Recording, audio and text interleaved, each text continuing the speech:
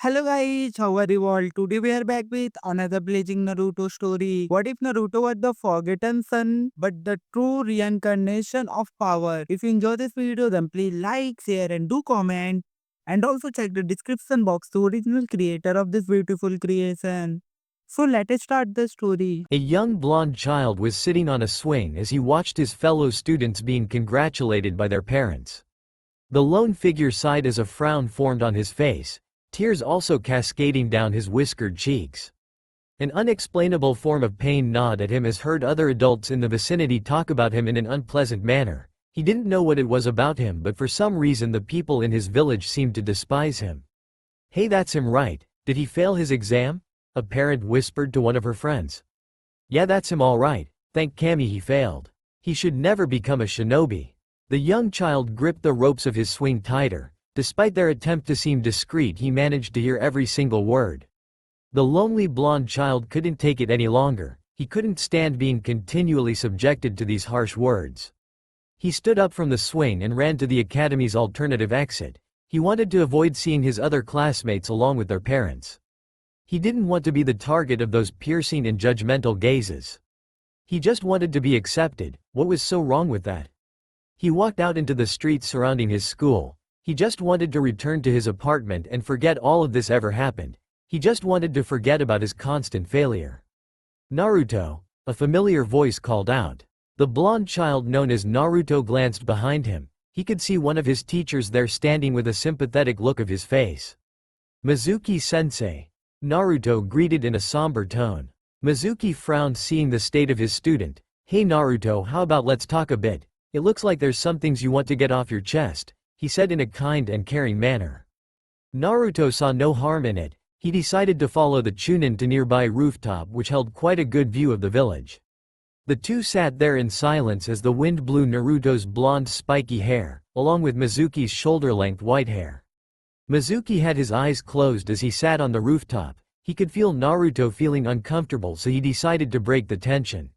"You know Naruto, Iruka's quite a serious person. His parents were killed when he was young and since then he had to take care of himself." Naruto's anger was rising. "Yeah, then why does he always pick of me and no one else?" he asked in a loud and frustrated manner. Mizuki chuckled at his student's naivete. "Don't take it the wrong way Naruto, he just wants to make you strong. He sees a lot of himself in you. Try to understand things from Iruka's point of view. He just wants the best for you," he replied. Naruto thought about what his teacher said and he began to calm down. "I'm sorry about my outburst earlier on sensei. It's just that I wanted to graduate so bad. I just want to be a ninja so bad," he said in a defeated tone. Mizuki saw this and inwardly smiled to himself. "In that case Naruto, how about I tell you a little secret? I know a way you could still be a ninja," he said. This piqued Naruto's interest. "Sure, what is it sensei?" he asked excitedly. The Chunin saw Naruto's excitement. This proved to be the perfect opportunity for him. "Excellent, things are going according to plan," Mizuki told himself. Later that night, Naruto snickered to himself as he managed to sneak into the Hokage's residence in the middle of the night. He inwardly smiled at his handiwork. He scanned the room to see if his target was there. It didn't take long for him to realize that it wasn't there, considering he ended up in the bathroom. Wanting to leave this room as quick as possible, he stealthily walked to the doorway, keeping steps silent and muffled. He didn't want to alert the Hokage of his infiltration. He finally reached the door and turned the knob. His eyes then widened upon seeing the Hokage on the other side of that door. Hiruzen raised an eyebrow upon seeing Naruto in his bathroom. Knowing this child's knack for trouble, this was likely a prank of some sort directed at him. "Naruto-kun, why are you in my bathroom?" he asked using his stern grandfather voice. In a fit of desperation and panic, Naruto did the only thing he could for this situation. "Oiroke no jutsu," he yelled. Hiruzen was left knocked out on the floor with a stream of blood coming out of his nose. The elderly man was also muttering something incoherent in his dazed form. Naruto's laughter echoed across the hallways of the residence. He couldn't believe it worked. "First Iruka-sensei, then you Hokage Gigi. I never thought you were a closet pervert too." Naruto's laughter ceased once he found the room he was looking for. He quickly entered the small library in search of his target. After browsing the small library for around 5 minutes, Naruto's eyes were intrigued by the largest scroll in the room. He approached the scroll and upon opening it he quickly realized that he finally found his target. Naruto attached the scroll of seals into his back before jumping out of the nearby window. The young man was unaware of another figure watching him from the distance. With Iruka, the young Chunin laid on his bed in deep thought about his infamous student, Naruto. He may have been the biggest troublemaker among the class, and he may have caused him the most headaches as a teacher, but he was still his favorite student. Iruka was soon broken from his thoughts as he heard loud and frantic knocks coming from his door. He rushed to the front door and found his fellow academy instructor Mizuki out of breath. "Iruka, we need to hurry. It's Naruto, he stole the scroll of seals as a prank." Iruka's eyes widened in fear. He quickly grabbed his gear and followed Mizuki to the Hokage's office. Once they arrived in the office they could see 12 other outraged ninjas standing there. "Everyone, this order is of the utmost importance. I want you all to find Naruto and retrieve him, unharmed," Hiruzen said while emphasizing the final part of his orders. "Hi Hokage-sama." The ninjas all disappeared leaving a puff of smoke, all of them spreading out into the village. Iruka was one of them. He was running frantically at any given direction just hoping to stumble upon his student. "Wait, I should probably check out the woods," as he suddenly thought to himself.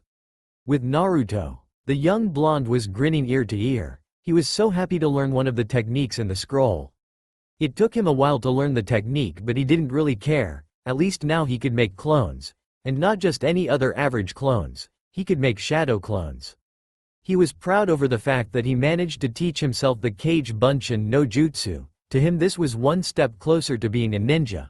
And another step closer to achieving his dream to become the Hokage. Naruto quickly turned to his side as he heard a rumbling from a nearby bush. He grabbed one of his kunai in case it was some sort of rabid animal. He sighed in relief seeing that it was only Iruka. "Hey Iruka-sensei," he greeted in his usual enthusiastic manner. Iruka walked over to his idiotic student with a scowl on his face before using his famous big head jutsu. "Naruto, you idiot, what do you think you're doing?" he yelled. Naruto sheepishly rubbed the back of his head. "I kind of wished it took you longer to find me. I've only learned one thing so far," he said. Iruka raised an eyebrow in suspicion. He examined Naruto and he could see sweat rolling down his face, and dirt all over his orange jumpsuit. The Chunin tried to calm himself down. "It looks like he was just training all this time," he told himself. "Hey Naruto, what are you doing here with that scroll?" he asked. Naruto's smile brightened as he was reminded of the scroll on his back. "Oh, this. Mizuki-sensei told me about this thing, along with this place too. It's pretty cool, don't you think? He said that if I showed you this skill I'd finally graduate. He told me it was some sort of secret test," he said. Iruka's eyes widened. "Mizuki?" he thought in silence. The young Chunin shook his head from these thoughts as he sensed an incoming barrage of kunai. Instinctively Iruka ran towards Naruto and pushed him away from the attack, as he instead took the brunt of it. He cursed out in pain as 5 or 6 kunai embedded themselves into Iruka's skin. Some were lodged into his arms, some into his legs and one even nearly piercing his stomach. Luckily his Chunin flak jacket protected him from that. "Nice job finding the idiot, Iruka." Iruka checked the woods for the source of the voice. His blood ran cold as he saw his friend Mizuki wearing his full battle outfit. "I see, so that's what's going on. This was your plan all along, wasn't it, Mizuki?" Mizuki grinned sadistically while sarcastically clapping. "Good work, Iruka, it looks like you finally found me out. Too bad for you and the brat, you're both too late," he said. Naruto scanned the area. He was confused at what was happening. He looked in shock as he saw his sensei injured by numerous kunai. "Iruka-sensei, are you alright?" he yelled out. Iruka nodded his head. "Yeah, don't worry about me, Naruto. I can handle myself. Just don't let Mizuki get the scroll. No matter what, don't give him the scroll. Do you understand?" Naruto reluctantly nodded his head, before he heard jump down into a nearby tree branch overlooking him and Iruka. He grit his teeth in anger as he saw Mizuki. He couldn't believe how he tricked him to do his bidding. Mizuki had a smug grin on his face as he stared directly at the young blonde. "Hey Naruto, want to hear a cool story? It's about the demon fox that attacked the village 12 years ago. It's about the Kyuubi no Yoko and how he was sealed." Iruka glared at Mizuki. "Don't you dare tell him, Mizuki. This knowledge is forbidden," he yelled out in anger. Naruto stayed rooted to the spot. His mind told him to run while he still had the chance, but he felt as if he had to listen to Mizuki's words. Since that day a rule was made for the village. A rule which you were never told of. A rule? What kind of rule? Why wouldn't I be told of this? Asked Naruto. Mizuki laughed madly as he saw Naruto's curiosity getting the better of him. The rule is that nobody was ever allowed to about the fact that you are the Kyuubi no Yoko himself. You are the demon that killed Iruka's parents. You are responsible for the death of the Yondaime Hokage. And you are responsible for all the damage Konoha had to endure 12 years ago, he declared. Mizuki, stop this, you bastard, Iruka yelled. Naruto was completely still. He couldn't believe what he was just told. He didn't want to believe, and yet everything added up. His birth date was the same day as the Kyuubi's attack. Tears flowed down his cheeks once more as the realization dawned upon him. He was the demon Konoha feared. Mizuki laughed as he watched Naruto break down right in front of him. How does it feel, Naruto? How does it feel to know everyone hates you? He jeered just to add salt into the wounds. Deciding it was finally time to end it, Mizuki grabbed the massive shuriken he strapped to his back and hurled it at Naruto. At this point Naruto did not dare to move. He just stood there ready to accept his death and end all his suffering. He closed his eyes for what he felt to be final time as he waited for death to finally take him, but yet it never came. He opened his eyes in shock only to see Iruka standing in front of him with his arms and legs spread wide as he shielded Naruto from Mizuki's attack. He had his back to Naruto, as the large shuriken impaled his stomach. Iruka was now having trouble to breathe and to stand. He could feel his life fleeting but carried on. He defiantly stared at his attacker while blood seeped through his uniform. I don't care what you say, Mizuki, Naruto is not the Kyuubi. He is Naruto Uzumaki, the future Hokage of Konoha, he yelled using the last bit of his strength left before finally falling down to the ground. Naruto's blood ran cold as he downed beside the injured Iruka. He could still hear his breathing, albeit barely. Even he could tell it was labored. Iruka turned to his student as he gave him one final smile before he closed his eyes forever.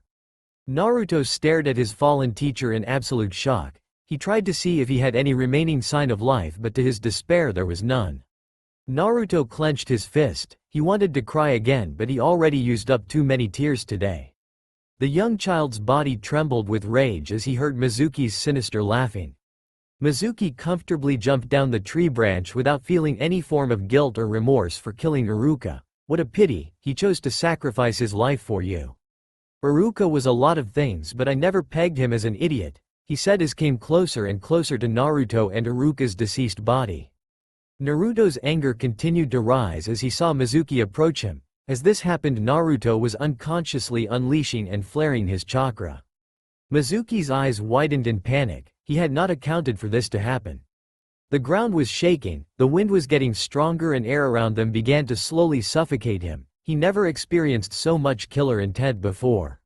He thought it was all because of the Kyuubi, but as he stared at the boy, the chakra surrounding him was blue. It wasn't the demonic chakra.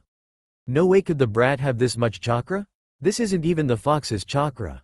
Naruto could barely control his emotions or chakra at the moment. The grief he felt for the loss of Iruka was just too great. He didn't know what was happening to him, but for some reason he felt a hidden power awaken inside of him. Without even thinking, Naruto uttered two small words that suddenly popped into his head. Shinra Tensei, he whispered.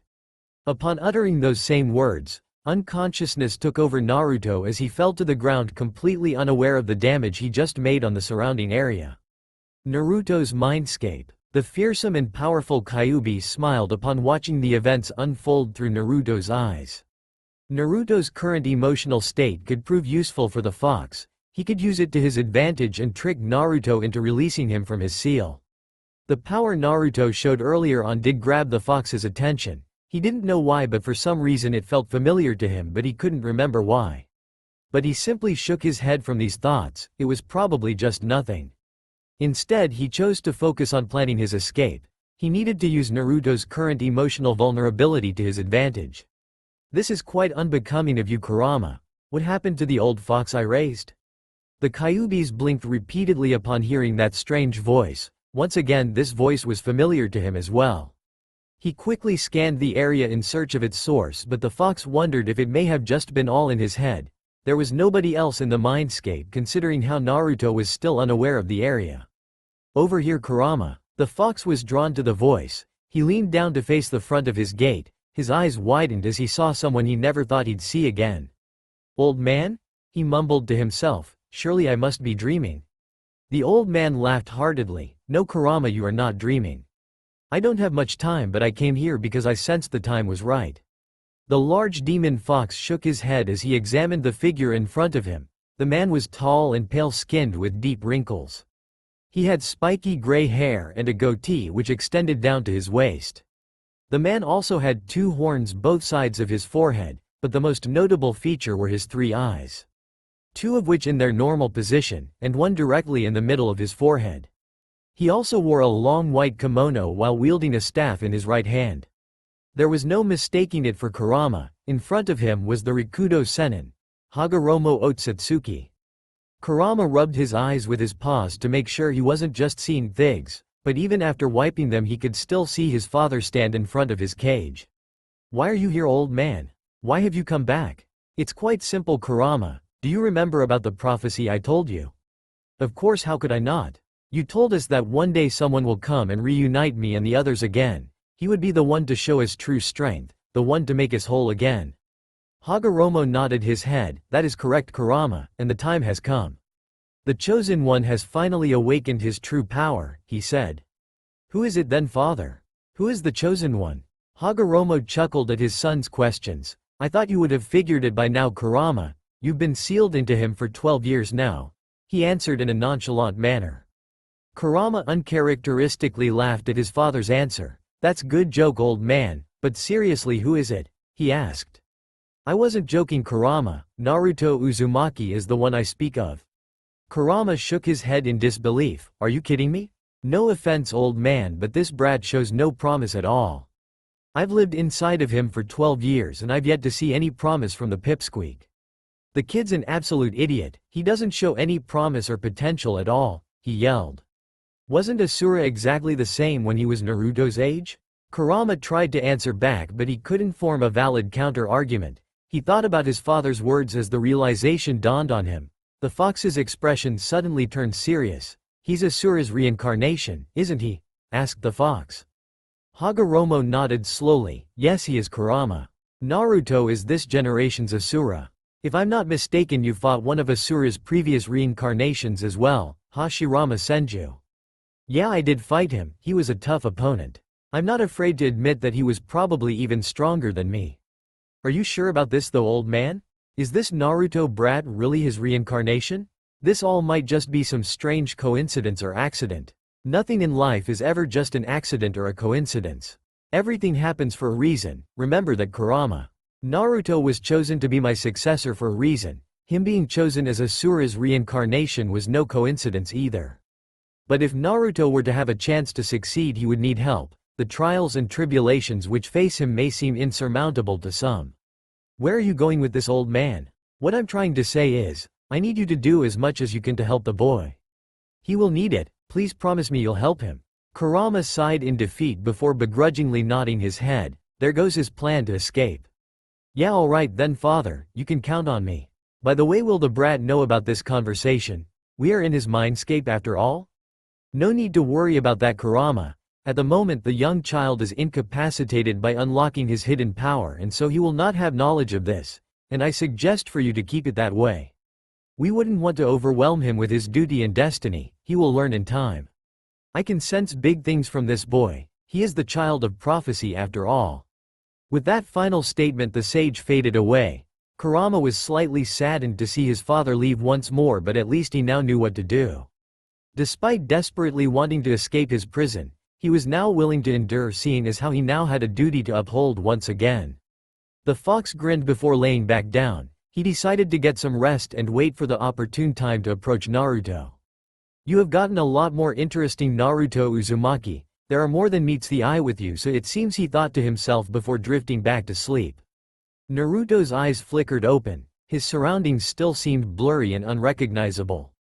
The young blonde boy was obviously still feeling a bit groggy due to his state of unconsciousness. After a couple of moments everything began to clear for the blonde. and the first thing he noticed was that he was in a hospital room. He looked around the room, there were no doctors there but he could hear people talking. He turned to face the corner of the room, and there he saw the Hokage speaking with someone unfamiliar to Naruto. They spoke in a hushed tone. Naruto was still a bit too disorientated to really hear what they were saying. Naruto soon decided to inform them of his presence. "Hey old man, what happened?" he asked in a weak voice. Despite the softness of the voice, both heads turned to his direction. Naruto quickly noticed how the mysterious man's eyes widened as he faced him. The young boy wondered what could cause this reaction. Hiruzen ignored his guest's state of shock. He instead approached Naruto with a small caring smile on his face as he stared at Naruto. "It's good to see you awake, Naruto. I was beginning to feel a bit worried," he said in a gentle tone. "How long have I been out?" Hiruzen's small smile turned into a frown. "You've been out for 5 days, Naruto. When we found you, you had no major injuries but you suffering from chakra exhaustion," he replied. Before Naruto could reply, the mysterious man approached them. As he came closer, Naruto managed to get a better view on the man. From what Naruto saw, he was a tall and large figure, much taller than the Hokage himself. The young blonde quickly examined the large man's more noticeable figure. The large man had a strange wart on the left side of his nose. Aside from this, he also had notably long spiky white hair which reached down to his knees. The mysterious figure also had a large scroll on his back, and on his forehead was a strange Hite-8 which Naruto had not seen in his textbooks. It seemed unique to him because he was certain that none of the other villagers had a Hite-8 with horns on the side, and the kanji of oil in the middle. Before Naruto could continue to examine him, the strange man quickly walked to his bedside and leaned closer to face Naruto. The young blonde was surprised by their sudden close proximity. After a while he began to feel uncomfortable. The strange man was staring straight at his eyes as if he was studying him, and Naruto could even feel his breath due to their closeness. The young blonde couldn't put up with this. He scowled at the large man before pushing his face away from him. "Get away from me, you big pervert," he yelled in anger. The strange man was shocked by Naruto's outburst. "Listen here, brat, I am no pervert," he angrily responded. Hiruzen watched their encounter with a hint of confusion. "Actually, you are more than just a pervert," he pointed out. Naruto's eyes widened in shock, while the strange man simply glared at the Hokage. "Old man, who is this perverted freak?" asked Naruto. Hiruzen chuckled at his student's outraged and speechless expression. "Naruto, do not fear. He is here to actually help you. He was one of my old students back when he was a genin. His name is Jiraiya. He is one of the Sannin," he replied. Jiraiya's expression quickly turned smug as he stared at Naruto. He expected him to suddenly regret his previous outburst and treatment of him after hearing of his status within Konoha. But unfortunately for him, nothing like that happened.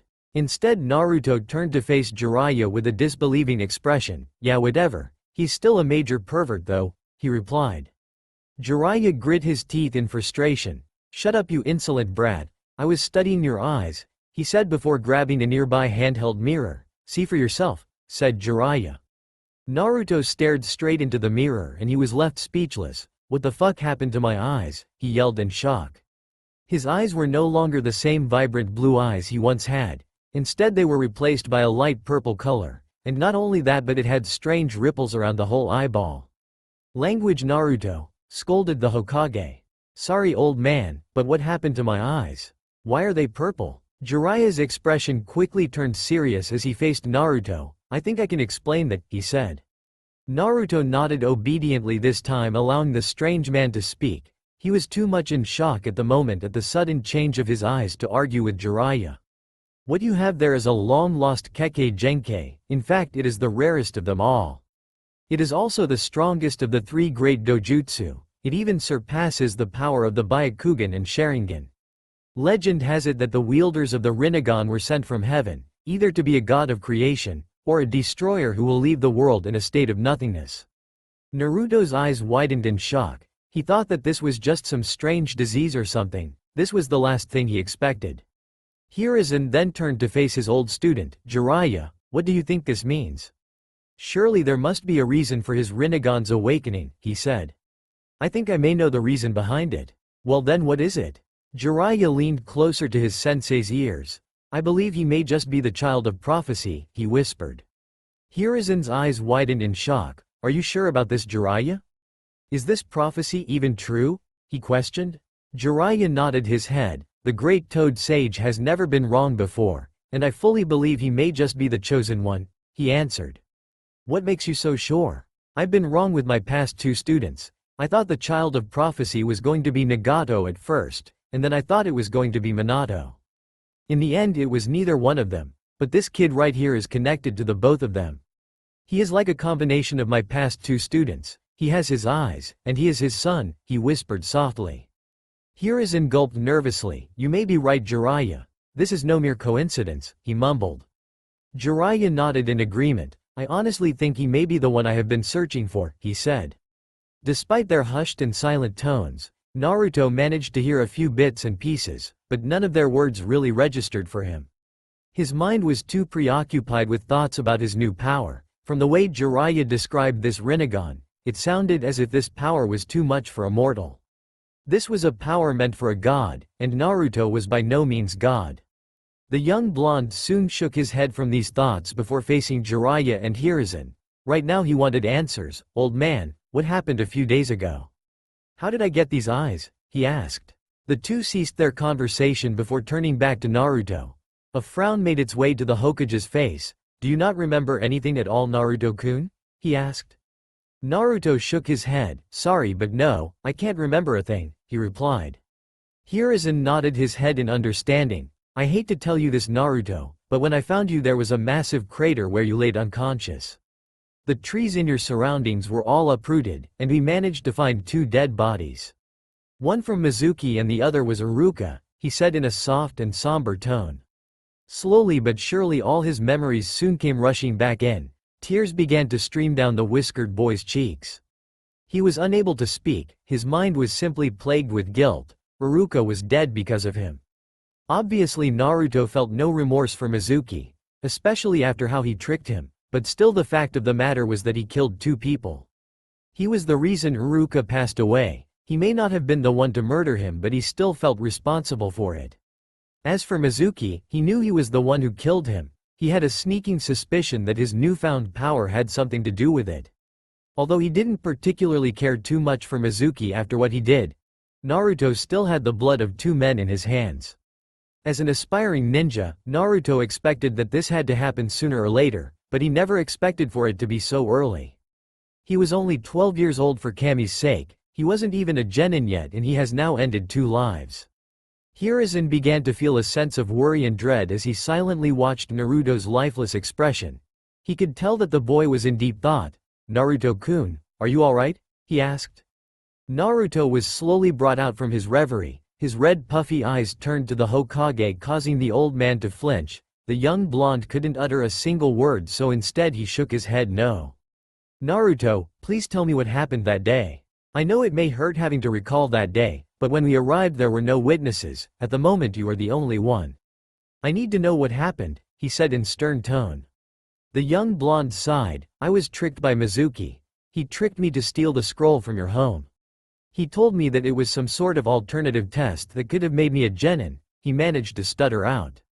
Hiruzen nodded his head in understanding as the pieces began to fall in place. Please carry on, Naruto-kun, he said. After that I got the scroll and I trained in the forest. I learned a jutsu from the scroll while waiting for Mizuki to pop up. The Hokage's eyes widened slightly. You learned one of the scroll's techniques? Which one? He curiously asked. Naruto bit his lip as he tried to remember the name of the technique. I'm still a bit inconsistent with it, but I think it was called the Kage Bunshin no Jutsu, he answered. The Sandaime shook his head quickly. He got a bit sidetracked by that. Although he had to admit, he was impressed in Naruto if he truly managed to learn that technique. Sorry Naruto, but please carry on with the story. Naruto nodded his head as he slowly began to recall the other details of that night. After that, Iruka-sensei found me training in the forest. I tried to show him what I learned, but he scolded me. I was confused because I thought this was a test. It wasn't until Mizuki appeared later on that I realized that this was a setup. He tried to attack me, but Iruka-sensei protected me, he said as even more tears threatened to escape. What happened next, Naruto? The young boy's bottom lip began to quiver, but he somehow managed to hold back the tears. Mizuki then told me about the fox. He confessed in an emotionless and lifeless tone. Both Jiraiya and the Hokage looked at him in shock. The Sandaime gulped nervously. He knew this conversation was bound to happen one day, but for a long time he dreaded that day. Why? Naruto mumbled. Neither Hiruzen nor Jiraiya managed to hear him. Why? He asked, this time even louder. Hiruzen breathed slowly to calm himself down. He needed to explain this the best way he could. Honestly, Naruto, I couldn't tell you why you were chosen. I don't know what was going on Minato's mind that day. But you also have to understand, Naruto, he had no choice in the matter. The Kyuubi attacked the village, and had he not sealed the fox inside of you, this village may have been destroyed that very day. I know this hurts and I know how much this may pain you, but despite what people say or despite what you think, you are a hero of Konoha. You are the hero that keeps the fox at bay. I see you as a hero, and so did the Yondaime. Do you understand what I'm saying? He said. Hiruzen hated to lie to Naruto, but for now he needed to keep Naruto's relationship to Minato a secret. He did not want this information spreading out. Naruto was eventually going to find out about his heritage, and he knew that Naruto was going to be angry at him for lying to his face. But Hiruzen knew this was a small price to pay. If word of Naruto's heritage spread out to Iwagakure or Kumogakure, Konoha may just have another war in their hands. Hiruzen knew about both nations' bitter hatred towards the Yondaime, and although they were technically in peace, he wasn't sure how they would react if they found out that the Yondaime had an heir, and quite frankly he didn't want to try and find out. How am I supposed to be a hero? I just killed 2 people in cold blood, he said. The Hokage frowned in response. Naruto, continue your story from a while ago. Tell me how they died, he ordered in his Hokage voice. Naruto grit his teeth in frustration. He didn't want to continue his story, but the Hokage was adamant about hearing the whole thing through. After hearing about the fox, Mizuki threw a large shuriken at me. During that time I was frozen in shock. I couldn't move and I couldn't even speak. Obviously I was unable to dodge or move away from the shuriken, and so I was nearing death. But before the shuriken connected with me, Iruka ran to the front and he took the hit for me, he choked out. Hiruzen's expression softened as he saw Naruto continue to try and hold back the tears. He knew something like this was too much for a 12-year-old. He felt remorse for Naruto. No one should have to go through the things he's gone through. Naruto was a strong individual in his eyes. Maybe not strong in a physical or in a combat sense, but the young man was strong nonetheless. Then what? He inquired. Then before dying, Iruka told me he believed in me. After that, Mizuki tried to kill me. But before he could reach me, I passed out. I can't remember what quite happened, but I do remember saying something strange. What did you say? Questioned Jiraiya. Naruto shrugged. I can't remember the exact words, but I think it went like Shinra something, he answered. Jiraiya's eyes widened. Shinra Tensei, he softly muttered to himself. Naruto turned to Jiraiya and nodded. Yeah, that's the one, he replied. Jiraiya then turned to his sensei. There's no mistaking it, sensei. I think the prophecy may be true. Hiruzen nodded in understanding before turning back to Naruto. Listen to me, Naruto. Despite what you may think, you did nothing wrong. You were tricked by Mizuki. You are not responsible for Iruka's death. His passing was because of Mizuki. You were only dragged into this mess. As for killing Mizuki, you did no such thing. You did not murder him. You protected yourself like any normal human being would, he said. Naruto shook his head. That's where you're wrong, old man. Had it not been for my immaturity of my persistence to be a genin, maybe this could have been avoidable. I could have just accepted my failure, then maybe Iruka would still be alive today. I'm a murderer. Naruto, you are no such thing. You have done nothing wrong. Stop believing this nonsense. I knew Iruka and I could tell you that he didn't sacrifice his life for you to just mope and feel sorry for yourself. He sacrificed his life for you because he cared for you as a student. He knew you could do great things in this world. He would want you to enjoy your life and make the most of it. You've realized just how fragile life is. Don't just waste your days mourning and wondering what if. Do something noteworthy or valuable with your life. Naruto winced slightly at the scolding he was given by the Hokage. He knew the Hokage was right, but he still felt guilt for what he did. He just couldn't help it. He couldn't just suddenly let all of it disappear. Hiruzen saw that he was getting to Naruto, but at the moment he just needed time to heal his wounds. The old man sighed tiredly as he ran his wrinkled hand across his hair. I'm sorry for my outburst, Naruto, but you had to hear that. Iruka cared for you and he wouldn't want to see you like this, and honestly I don't like seeing you like this. I know that it may take time to heal the pain and guilt, but if it helps you then you could see Iruka one final time. His funeral is tomorrow and you're invited to it. Maybe you could resolve your issues by seeing him before he is buried, he said. Naruto faced the Hokage as a small melancholic smile appeared on his face. I think that may be for the best. At least I could tell him thanks one more time, he replied. Jiraiya then decided it was the best time to interject. He allowed the two to have their emotional talk, but now they had to get back down to business. Sensei, does anyone else other than us know about his eyes? Hiruzen nodded his head. Only the doctors who worked on him, but fear not, Jiraiya, I trust them. They won't reveal Naruto's secrets. I made them swear to secrecy on it. How about your Anbu troops? Once again Hiruzen shook his head. When we found him his eyes were closed. It was only when we were in the operation room that we found out about the eyes, and as soon as I saw them I sent my letter to you, he answered. Good, we should keep this between us. I think it would be for the best if we keep his eyes hidden. We don't want news about his eyes to spread. You and I both know what Danzo or Orochimaru might do. Hiruzen nodded in agreement. You're right. Could you do me a favor, Jiraiya? He asked. Yeah, sure, what is it? Tomorrow before we pick up Naruto for Iruka's funeral, stop by a clothing store and get him some new clothes and a pair of shades. We need to hide Naruto's eyes from the public and we'll want to make Naruto more inconspicuous. At the moment his current outfit is anything but that. No problem, sensei, consider it done, he replied. Good, Hiruzen said before turning back to the young blonde. Jiraiya and I have to go soon, Naruto. It's getting late and unfortunately you're not allowed to leave the hospital yet. I'll make sure to inform the staff of your departure tomorrow, but for now you need to stay the night here. Don't worry for tomorrow as well. Jiraiya and I will stop by back here and we'll fetch you for Iruka's funeral. Naruto nodded in understanding. Alright then, old man, thanks for your help, he said. Hiruzen smiled warmly at Naruto. No problem, Naruto. Anytime, he replied before he and Jiraiya exited the room. Naruto was now left all alone. He laid back down on his bed before facing the roof of his hospital room. Having been unconscious for 5 days, Naruto didn't feel as if he lacked sleep. Instead, he decided to stay up and maybe reflect on the past few days. They've been hectic to say the least. Naruto's life just had a complete turn after learning not only about the fox, but also about his new eyes. Naruto couldn't help but wonder why it always had to be him. The next day, as soon as the morning sun rose, Hiruzen and Jiraiya returned to Naruto's hospital room as promised. The two even brought a bag of new clothes for Naruto, and the two forced him to change into those clothes. Naruto decided to go ahead and try them on the room's bathroom, and after checking the items within the bag Naruto quickly felt disappointed at the lack of orange.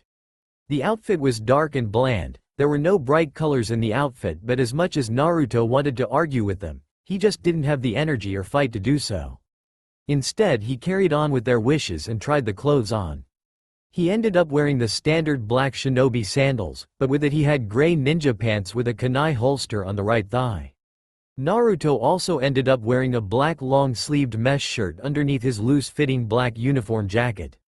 His new jacket had buttons on the waist and on the sleeve, but aside that it also had an orange zipper through the middle, and though as little as the orange was, Naruto was still glad that there was at least a small bit of it there. Finally, to top it all off, Naruto was given shades with dark lens which hid his eyes. It felt weird for Naruto to wear them, but if he wanted to hide his eyes then this had to be done. After exiting the room's bathroom, he returned to face both Jiraiya and the Hokage once more. The two smiled at his new outfit and it did do the trick. Naruto's eyes were hidden and now he didn't stick out like a sore thumb anymore. So should we go now? Asked Naruto. Hiruzen shook his head. Before we go there is one last thing, Naruto, he said. The Hokage reached from his robe's pockets to grab Naruto's final gift. Once he found the item he handed it to Naruto. Naruto was left in shock. In front of him was a Konoha Hite 8. He faced the Hokage with a look of disbelief in his face. Old man, I can't accept this, he said. Hiruzen was greatly surprised by Naruto's refusal. Why not? He asked. I failed the exam, I shouldn't be given this, and it just doesn't feel right if I take it. Naruto, you've earned this Hite 8. You may not have passed, but you've shown the ability, attitude and the right mindset required to be a ninja of Konoha. I know what you can do, and that was why I decided to bypass the rules this one time. Trust me when I say this, Naruto, you deserve this Hite 8. You deserve it more than anyone in the academy after everything you've done and after everything you've had to sacrifice. Naruto stared at the Hite 8 for a few seconds, though it seemed like minutes. But in the end Naruto gave in. He grabbed the Hite 8, thanks old man, I won't let you down, he said. Hiruzen ruffled Naruto's blonde hair. I know you won't, Naruto, he replied. 1 hour later, Naruto, Jiraiya and the Hokage all went and attended Iruka's funeral ceremony. There were not many people present, it mostly included Iruka's old classmates and friends in the ninja society. Many of which were Chunin, some even Jonin. As they attended the ceremony, many noticed Naruto's presence. Some glared at him, and some ignored him. Naruto was not affected at all by these. He simply paid no attention to them, instead he focused on Iruka and his funeral. The whole ceremony was an emotional event for Naruto. He experienced a flurry of emotions, but this time he shed no tears. He had cried enough as it is. Naruto remained silent throughout the whole ceremony, even until they lowered the casket into the ground. Time continued to pass and one by one the guests all left, until Naruto was left alone in the cemetery with Iruka's tombstone. He purposely waited for everyone to leave, he wanted to be alone when he did this. The young blonde approached Iruka's tombstone and kneeled down in front of it. Iruka-sensei, thank you everything you've done for me. I know that we've butted heads multiple times during class, but I couldn't have asked for a better teacher or a better friend. I'm sorry for the things I've done to you. I know I can't take them back, but I swear to you if I could then I would within a heartbeat. But I will promise you that I will not let your sacrifice go in vain. I will carry on your legacy, I will be Hokage, just you wait and see. I swear on your grave, that I'll make you proud of me, he said before turning to stare up at the clouds. I hope you're watching from up there, Iruka-sensei, you're going to see a new Naruto. The old Naruto is dead, he died that day along with you. Now there's a new Naruto. Naruto then breathed slowly as he continued to stare up at the clouds. He didn't know why, but he suddenly felt at peace. It felt as if he was relieved of a terrible burden. Naruto couldn't describe it with words, but the feeling was of extreme relief. It even caused a smile to form on Naruto's face. He stayed like this for a few more minutes, but soon he decided it was time to leave. Naruto stood up from his kneeling position before dusting himself. Before leaving the cemetery, Naruto placed a bouquet of flowers on Iruka's grave. Naruto also checked through the pockets in his jacket. There was one final thing he wanted to leave for Iruka. Naruto grabbed his old orange goggles and placed them beside the flowers. The old Naruto was dead, the new Naruto was alive and kicking. The sun was shining bright and the birds were chirping. It was a new day in Konoha and a new start for others. Among the streets, we find Naruto walking slowly towards the academy. The past few days had been emotionally taxing for the young blonde. Iruka's death had a major effect on Naruto. The Chunin had been a big brother figure to the young Jinchuriki, but now he was gone forever. He died protecting Naruto, and he died without regrets, an honorable death fitting for someone like Iruka Amino. But that wasn't all. Naruto also found out about his special gift, his own Kekkei Genkei, the ultimate dojutsu, the Rinnegan. Naruto couldn't wrap his mind around it. From all the people in the world, it had to be him who was given these set of eyes. He was given this massive responsibility. While walking through the streets of Konoha, Naruto couldn't help but feel grateful for his new set of clothes. So far people have yet to realize who he was. Naruto guessed it was probably due to his reputation for wearing bright orange clothes. At least now he was more inconspicuous. His eyes were also blocked out by his new pair of shades. It still felt weird for Naruto, but it was probably for the best. He didn't want to walk around Konoha flaunting his new set of eyes for everyone to see. After a few more minutes he arrived by the academy's gates. He then entered the premises and headed towards the main building in search of his classroom. He soon reached his destination and entered the room. As he set foot inside the classroom, the eyes of class focused on him.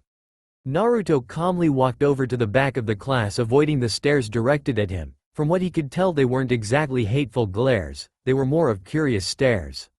The young blonde sat in the back of the class, hoping to avoid any unwanted attention. Naruto simply wanted to be left alone for now.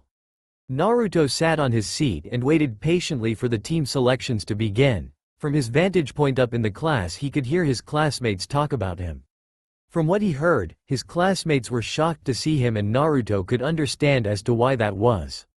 Technically when they did last see him, he failed his exam and now he arrived in the classroom not only with an authentic new Hite but also with a brand new outfit and a brand new attitude. He wasn't the same naive young boy he was a few days ago, that Naruto died the same day as Iruka. Today there was a new Naruto.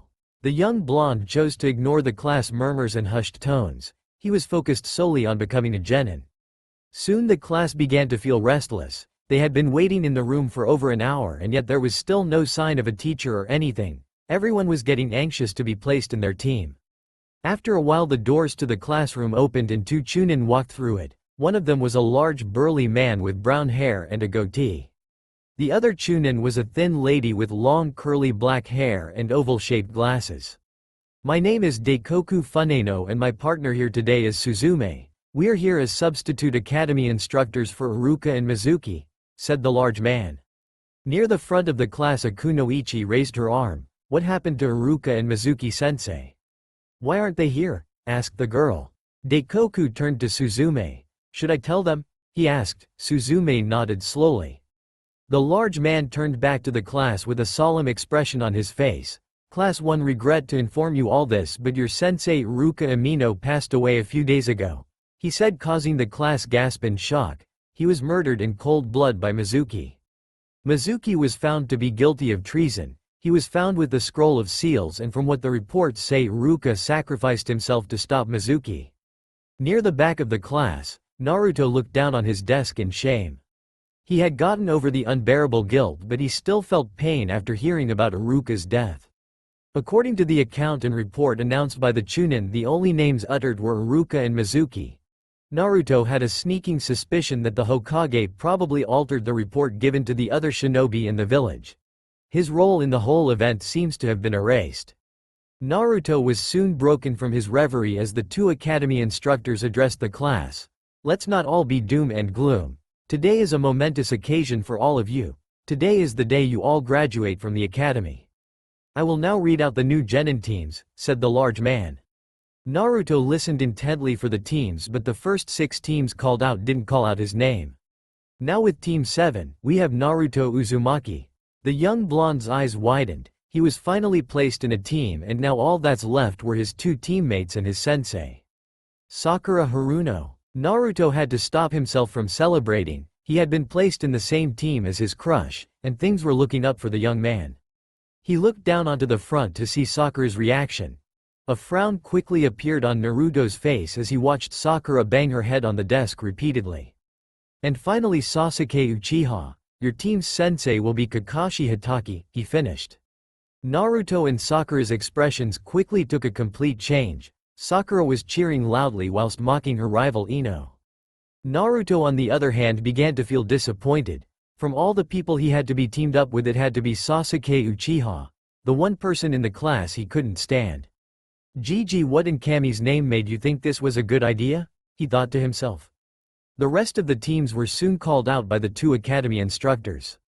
Hinata Hyuga, Kiba Inuzuka and Shino Aburame were assigned to Team 8. Their sensei was Kurenai Yuhi. Then there was Team 10, that team consisted of Ino Yamanaka, Shikamaru Nara and Choji Akamichi, with their sensei being Asuma Sarutobi. This team was to be expected. These 3 were predicted to be the next generation of the famous Ino Shika-Cho combo. Once the teams were all called out, the class was dismissed to go into lunch break. After an hour of lunch they were told to return to their class to wait for their new jonin instructors. Naruto was the first of his class to get up and leave. The young blonde walked up the staircase of the academy and into the building's rooftop. Once there he unpacked his lunch and ate alone while gazing up and admiring the beautiful blue sky up above. 1 hour later, Naruto was back seated in the rear of the class. He was waiting patiently for his new sensei to arrive just like the rest of the academy students.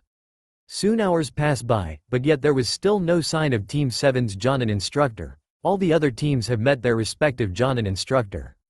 Team 7's patience was running thin. How long did their sensei want them to wait? After a few more minutes the door to the classroom finally opened, and there entered a tall man wearing a standard Ajanan uniform. He had spiky gray hair and a face mask on. "You're late," the blonde and pinkhead yelled simultaneously. "Yo, you must be my team. Meet me on the roof," he said before vanishing with a puff of smoke. Naruto and Sakura's jaws hit the ground. Even after being so late he had the gall to act so casual around them. He even ignored their small accusation for his tardiness.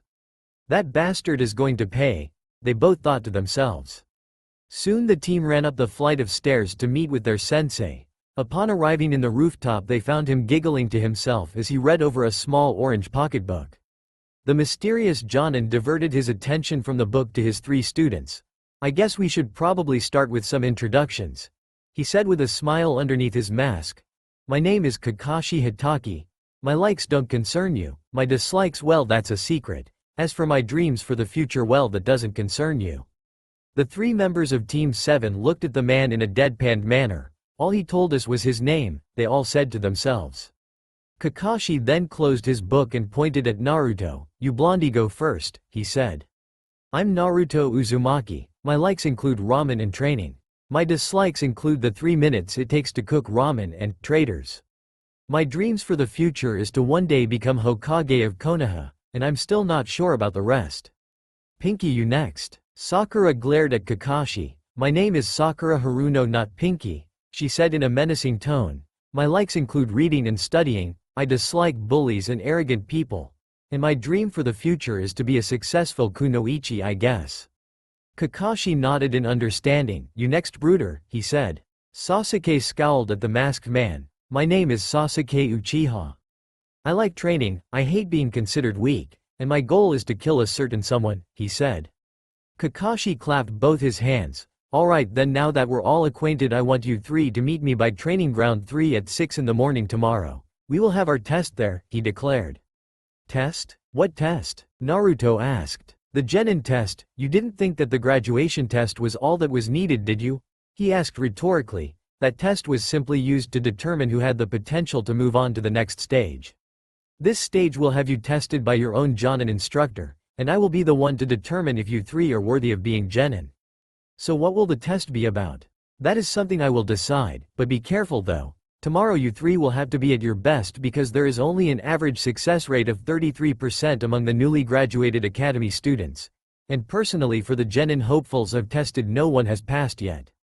Naruto, Sakura and Sasuke stared at Kakashi in disbelief. "So we only have a 1 out of 3 chance of passing?" asked Sakura. Kakashi nodded with a sickly sweet smile underneath his mask. "That's right, and before I go I should give you guys a piece of advice for tomorrow. Don't eat breakfast, you'll just puke it out," he said. Before either of the three could ask further questions, the masked Jonin disappeared, leaving only a puff of smoke from where he previously stood. Naruto's eyes stayed rooted at the area Kakashi stood just a second ago. "That bastard just disappeared. I swear I am kicking his ass tomorrow," he declared. Sakura appeared by his side and nodded. "I can't believe I'm saying this, but I'm with you on that, Naruto," she said while cracking her knuckles. "He is going to pay." The next day, Naruto, Sakura and Sasuke waited by training ground 3 or their sensei to arrive, and so he had been late for 2 hours. Naruto cursed himself for not anticipating and expecting something like this to happen. After a while his stomach began to grumble. "Damn, I should have eaten some breakfast after all," Naruto told himself. With the lack of a proper breakfast, the young blonde was feeling slightly weak and lethargic. A few more hours passed before Kakashi arrived in the training ground. Naruto and Sakura both stood up from their seats on the ground and pointed their fingers accusingly at the masked Jonin. "You're late again," they yelled in annoyance. Kakashi waved their remarks away. "Sorry about that, but I guess I got lost on the road of life," he coolly replied. Naruto stared at the man in disbelief. "This guy is really getting on my nerves," he silently thought.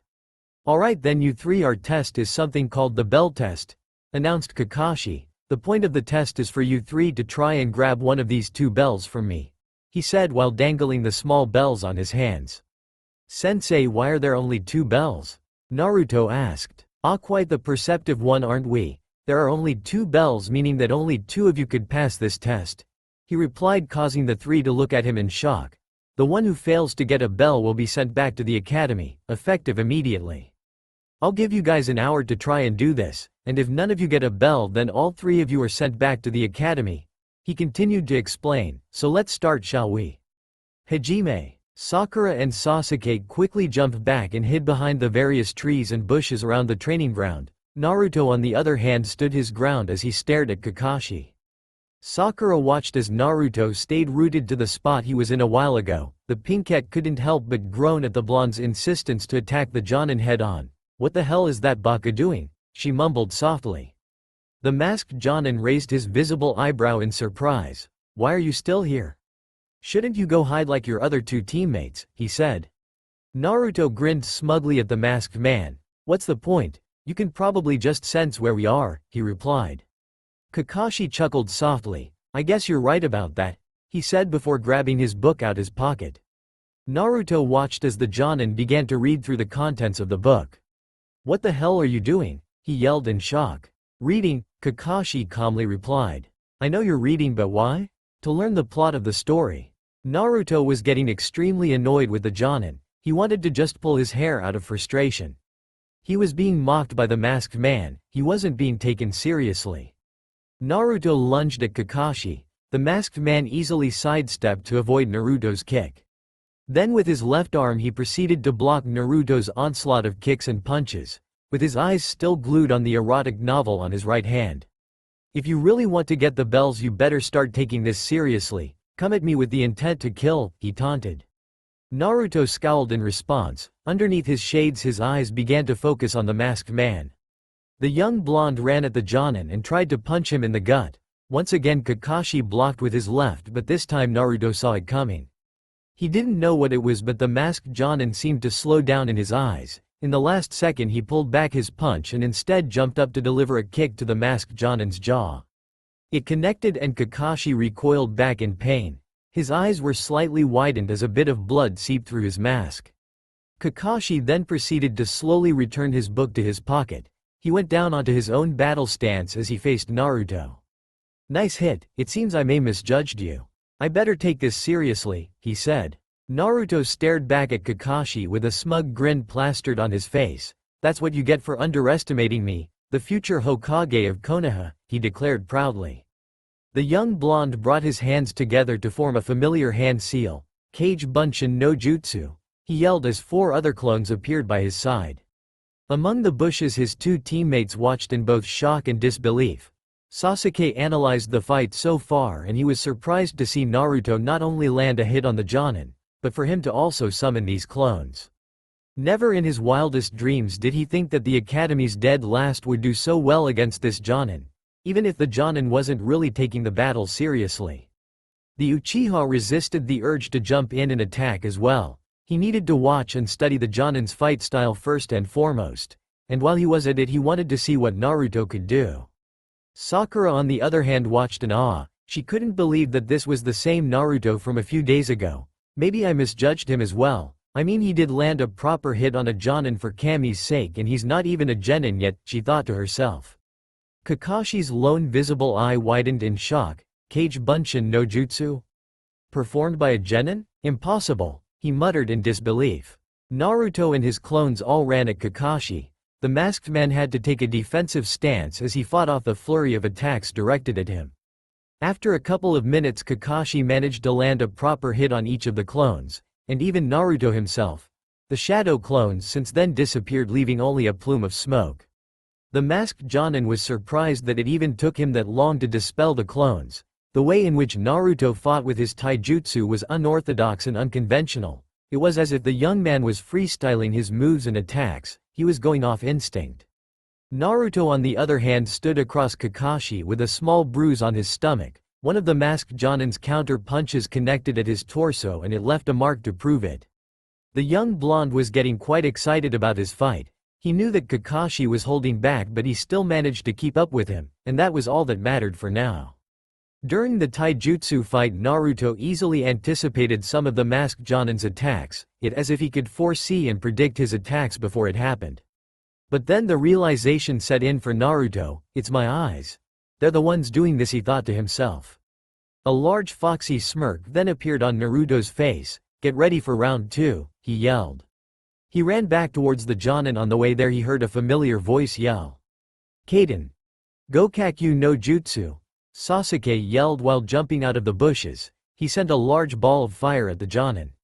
Sasuke was finished hiding. He decided to join in the fight and make his presence known. There was no way in hell that Sasuke Uchiha was being outdone by the Dobi.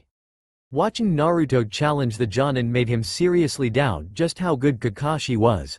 Sasuke felt confident in his skills and he was ready to show why he was named Rookie of the Year. Naruto stopped in his tracks, not wanting to be anywhere near that large ball of flames. Kakashi on the other hand pumped chakra to his legs and jumped high into the air to dodge the attack. While up in the air he whistled appreciatively as he watched the fireball dissipate. One can make shadow clones and the other could already manipulate fire. "This is getting interesting," he exclaimed. Kakashi landed back at the open space. He was surrounded by Sasuke, Naruto and a few of his shadow clones. The whole group ran at the Jonin. Kakashi sighed in frustration as he watched them all run at him. "Damn, I guess I won't be able to read my book today," he said to himself. Kakashi pulled out a kunai and he began to quickly dispatch through Naruto's clones. From what he saw in the fight, both Naruto and Sasuke seemed only to be there for them. When Kakashi saw them together he thought they may have decided to work together, but apparently that wasn't the case at all. Kakashi began to take things seriously once and for all. With his kunai at hand he stopped playing around. This time he quickly attacked and dispelled Naruto's shadow clones. They tried to put up a good fight, but they couldn't stand a chance against Kakashi when he decides to take this seriously. After quickly dispelling the clones, a large cloud of smoke began to envelope the open area. Naruto and Sasuke were both blinded by the smoke. They couldn't see nor find their opponent. With the smoke acting as a distraction, Kakashi decided to strike before it disappeared. The masked Jonin secretly lifted Hite 8 to unveil his Sharingan. With the dojutsu he managed to find both Naruto and Sasuke's locations. He silently ran behind the unsuspecting Naruto. Kakashi then formed a tiger hand seal and struck Naruto from behind. "Senin Garashi," he yelled. Naruto felt the attack connect. His eyes widened in shock as he was sent flying into the sky screaming in pain. "I will definitely kill this guy." Sasuke heard the scream of pain and his blood began to run cold. He couldn't see from the smoke, but he heard a blood-chortling scream from Naruto. Sasuke was soon broken from his thoughts as he felt two hands on his ankles. He was then quickly dragged down onto the ground, his whole body buried from the neck down. Kakashi then appeared kneeling in front of him with a sickly sweet smile underneath his mask, as so the great Sasuke Uchiha fell for my Doden. "Shinju Zanshu no Jutsu. It's one of the easiest tricks in the book," he noted in a mocking tone. Sasuke tried to escape from the ground, but it was to no avail. He instead glared at the Jonin in front of him. "Let me out of here this instant," he yelled in anger. "Sorry, but no can do," Kakashi replied as he dusted himself off. "I'm off to find your last teammate." With Sakura, the pinkette was now alone. From the screams she heard earlier on she could tell that both her teammates were defeated by the Jonin. She wandered around the training ground with a kunai in hand. Her grip had been shaky due to her fear of the Jonin. After watching Naruto and Sasuke fight Kakashi, she didn't feel like she had a chance against the man. Hell, Naruto even put up a good fight. She slowly walked towards along the training ground in search of a possible area to set up traps. As she walked along she began to feel a gust of wind appear behind her back. Her eyes widened in fear, and with her kunai at hand she turned behind her only, and there she found Kakashi casually standing there with his book at hand. "Megan. Narukumi no Jutsu," he said. The area around Sakura began to change. A circle of leaves began to surround Sakura, enveloping her. Then a familiar voice called out from behind her. She turned back and saw Sasuke there crawling towards her. There was blood everywhere in his body, and there were multiple blades and kunai sticking out from his back. The pinkette was shocked by the sight. Her eyes rolled back in fear and she fainted on the spot, but not before letting out a loud and high-pitched shriek. Kakashi watched and rubbed the back of his neck. "I may have went too far for that one," he remarked before shrugging. "Oh well, at least this buys me time to read." With Naruto, the young blonde nursed his aching behind, but he heard a loud scream. He jumped back up to his own 2 feet. "Sakura-chan," he mumbled in fear. Naruto rushed back towards training ground in search of the pink head, but instead of finding Sakura there he found Sasuke, or rather his head. The rest of his body was buried underground. Naruto couldn't help but laugh out loud at his rival's misfortune. Sasuke scowled at Naruto. "Stop laughing dead last, when I get out of here I'll kick your ass," he said. Naruto clutched his stomach as he continued to laugh. It wasn't that often that Sasuke was placed in such an embarrassing and compromising position. Naruto wanted to savor this moment. After a few more minutes of laughter, the young blonde wiped away the tears forming on the corner of his eyes. He approached the Uchiha with a smug grin. "You need help?" he asked. Sasuke scowled. "I don't need your help, I'll get out of here just fine," he replied. Naruto rolled his eyes. "Somehow I highly doubt that. Come on, just ask for help and I'll help you get out of that hole," he said. "Go away, I don't need your help. Come on Sasuke, just admit you need help. From my estimations we only have half an hour left to try and get the bells. If we don't then we fail and we head back to the academy. I'm also having serious doubts about this test. It seems suspicious." "What do you mean by that?" "I mean, how in the world are we supposed to beat a Jonin? We're only Jen and Sasuke, this whole thing seems suspicious," he remarked. Sasuke nodded in agreement. "So what do you think we should do?" he asked. Naruto shrugged his shoulders. "I don't know, maybe we should work together. There may only be 2 bells but at least then maybe 2 of us pass. Better than none of us passing at all," he said. "So you want to work together?" Sasuke asked curiously. "What about Sakura? We can bring her along as well. I think I have a plan for Kakashi." "You made a plan? Don't make me laugh." Naruto scowled at the Uchiha. "I'm serious, Teme, so do you want some help or not? If you don't then I'll just leave you here and you could fail without at least trying to do anything about it," he replied. Sasuke glared at the whiskered blonde. "Fine, do it then," he said. Naruto summoned shadow clones and the group began to dig Sasuke out of the hole. Once that was done Sasuke dusted himself off and stared at Naruto. "So what's this plan of yours?" he asked. Naruto had a sinister grin on his face, the same grin he has whenever he pranked people. Sasuke gulped nervously knowing where this was going. Naruto handed Sasuke 2 explosive tags. "Place these into 2 logs. After that search for Kakashi and I'll tell you the rest once Sakura is also with us." A few minutes later, Naruto, Sakura and Sasuke all hid behind the trees and bushes of the training ground. They were watching Kakashi as he sat down on the ground reading through his orange book. Naruto glanced at his 2 teammates and nodded. "You guys ready?" he asked, to which both nodded in confirmation. With Kakashi, the masked Jonin waited patiently for the 3 to start their attack. He managed to sensei their chakra despite their best attempts at trying to hide it. The fact that their chakra signatures were all close together made Kakashi wonder if they finally understood the true concept and idea behind the bell test. After a few more minutes, Sasuke and Naruto ran out of the bushes. Kakashi calmly returned his book to his pocket and pulled out his own kunai. "Kaden. Gokakyu no Jutsu." Kakashi weaved through hand seals and quickly countered it. "Doden. Doryuheki," he yelled as a wall of earth erupted from the ground shielding him from the incoming attack. Once the fireball was extinguished, the wall of earth fell back down to the ground. Kakashi then ran at the 2 young boys with a kunai at hand. He engaged them in yet another close-quarter fight. This time though, Kakashi noticed the 2 of them working together. Their movements and their attacks complemented each other's. It wasn't like last time where both were only in it for themselves. The masked Jonin inwardly smiled. They finally understood the concept of the test, and now all that was left was for Sakura to contribute. The taijutsu battle between the 3 continued, but before Kakashi could deliver a hit to the both of them, the 2 smirked at the Jonin. "Kawarimi no Jutsu," they both said as they replaced themselves with logs, but Kakashi's eyes widened in shock as he saw the bombs attached to those logs. He quickly applied chakra to his legs and jumped into the air to avoid the explosion. While up in the air he breathed a sigh of relief. "I know I told them to come at me with the intent to kill, but I didn't think they'd actually try to kill me," he thought to himself.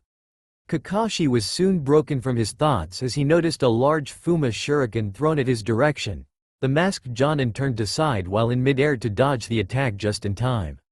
But then Kakashi sensed a chakra signature coming from the Fuma shuriken. He turned to look behind him and there he saw Sakura trying to grab the bells. They used Henge no Jutsu to turn her into a Fuma Shuriken. Impressive, he remarked, but not good enough. Before Sakura could reach towards the bells, Kakashi grabbed her wrists and threw her to the ground. Naruto saw this and ran to catch the pink cat before she fell. Sakura had a blush adorn her face as she was carried by Naruto's arms. As the realization set in, she softly bopped him in the head. "Get your hands off me, Naruto," she yelled out of embarrassment. Naruto pouted. "Sakura-chan," he whined childishly. As soon as Kakashi landed back on the ground, his wristwatch then alarmed, he turned to glance back at the three students. Naruto, Sasuke and Sakura all stood there looking down in shame. They failed to get the bells after coming so close.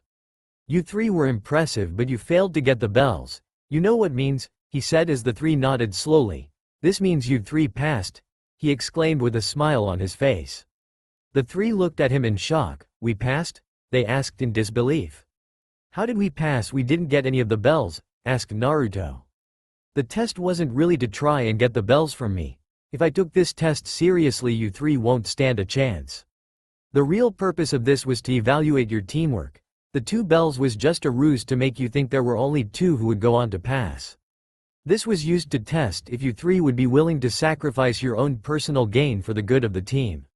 I'm proud to say that you three achieved that and you three passed the test. As of today, you three are now official genin of Konoha, and you are all official members of Team 7, he declared proudly. Naruto jumped for joy alongside Sakura. Sasuke on the other crossed his arms with a triumphant smirk plastered on his face. Kakashi smiled as he watched his new students celebrate. He didn't want to admit it, but he was quite excited to take this bunch of genin. They intrigued him, something no other genin team has done so far. Now remember this valuable lesson. Those who break the rules are scum, he said as the three nodded in understanding, but those who abandon their friends are worse than scum. Do you understand? Naruto nodded and gave his new sensei a mock salute. Hi Kakashi-sensei, he replied. Kakashi walked over to the blonde and playfully ruffled his blonde hair. Now come on. Let's go and eat, it'll be my treat, he said. Maybe this guy isn't as bad as I thought, Naruto silently told himself.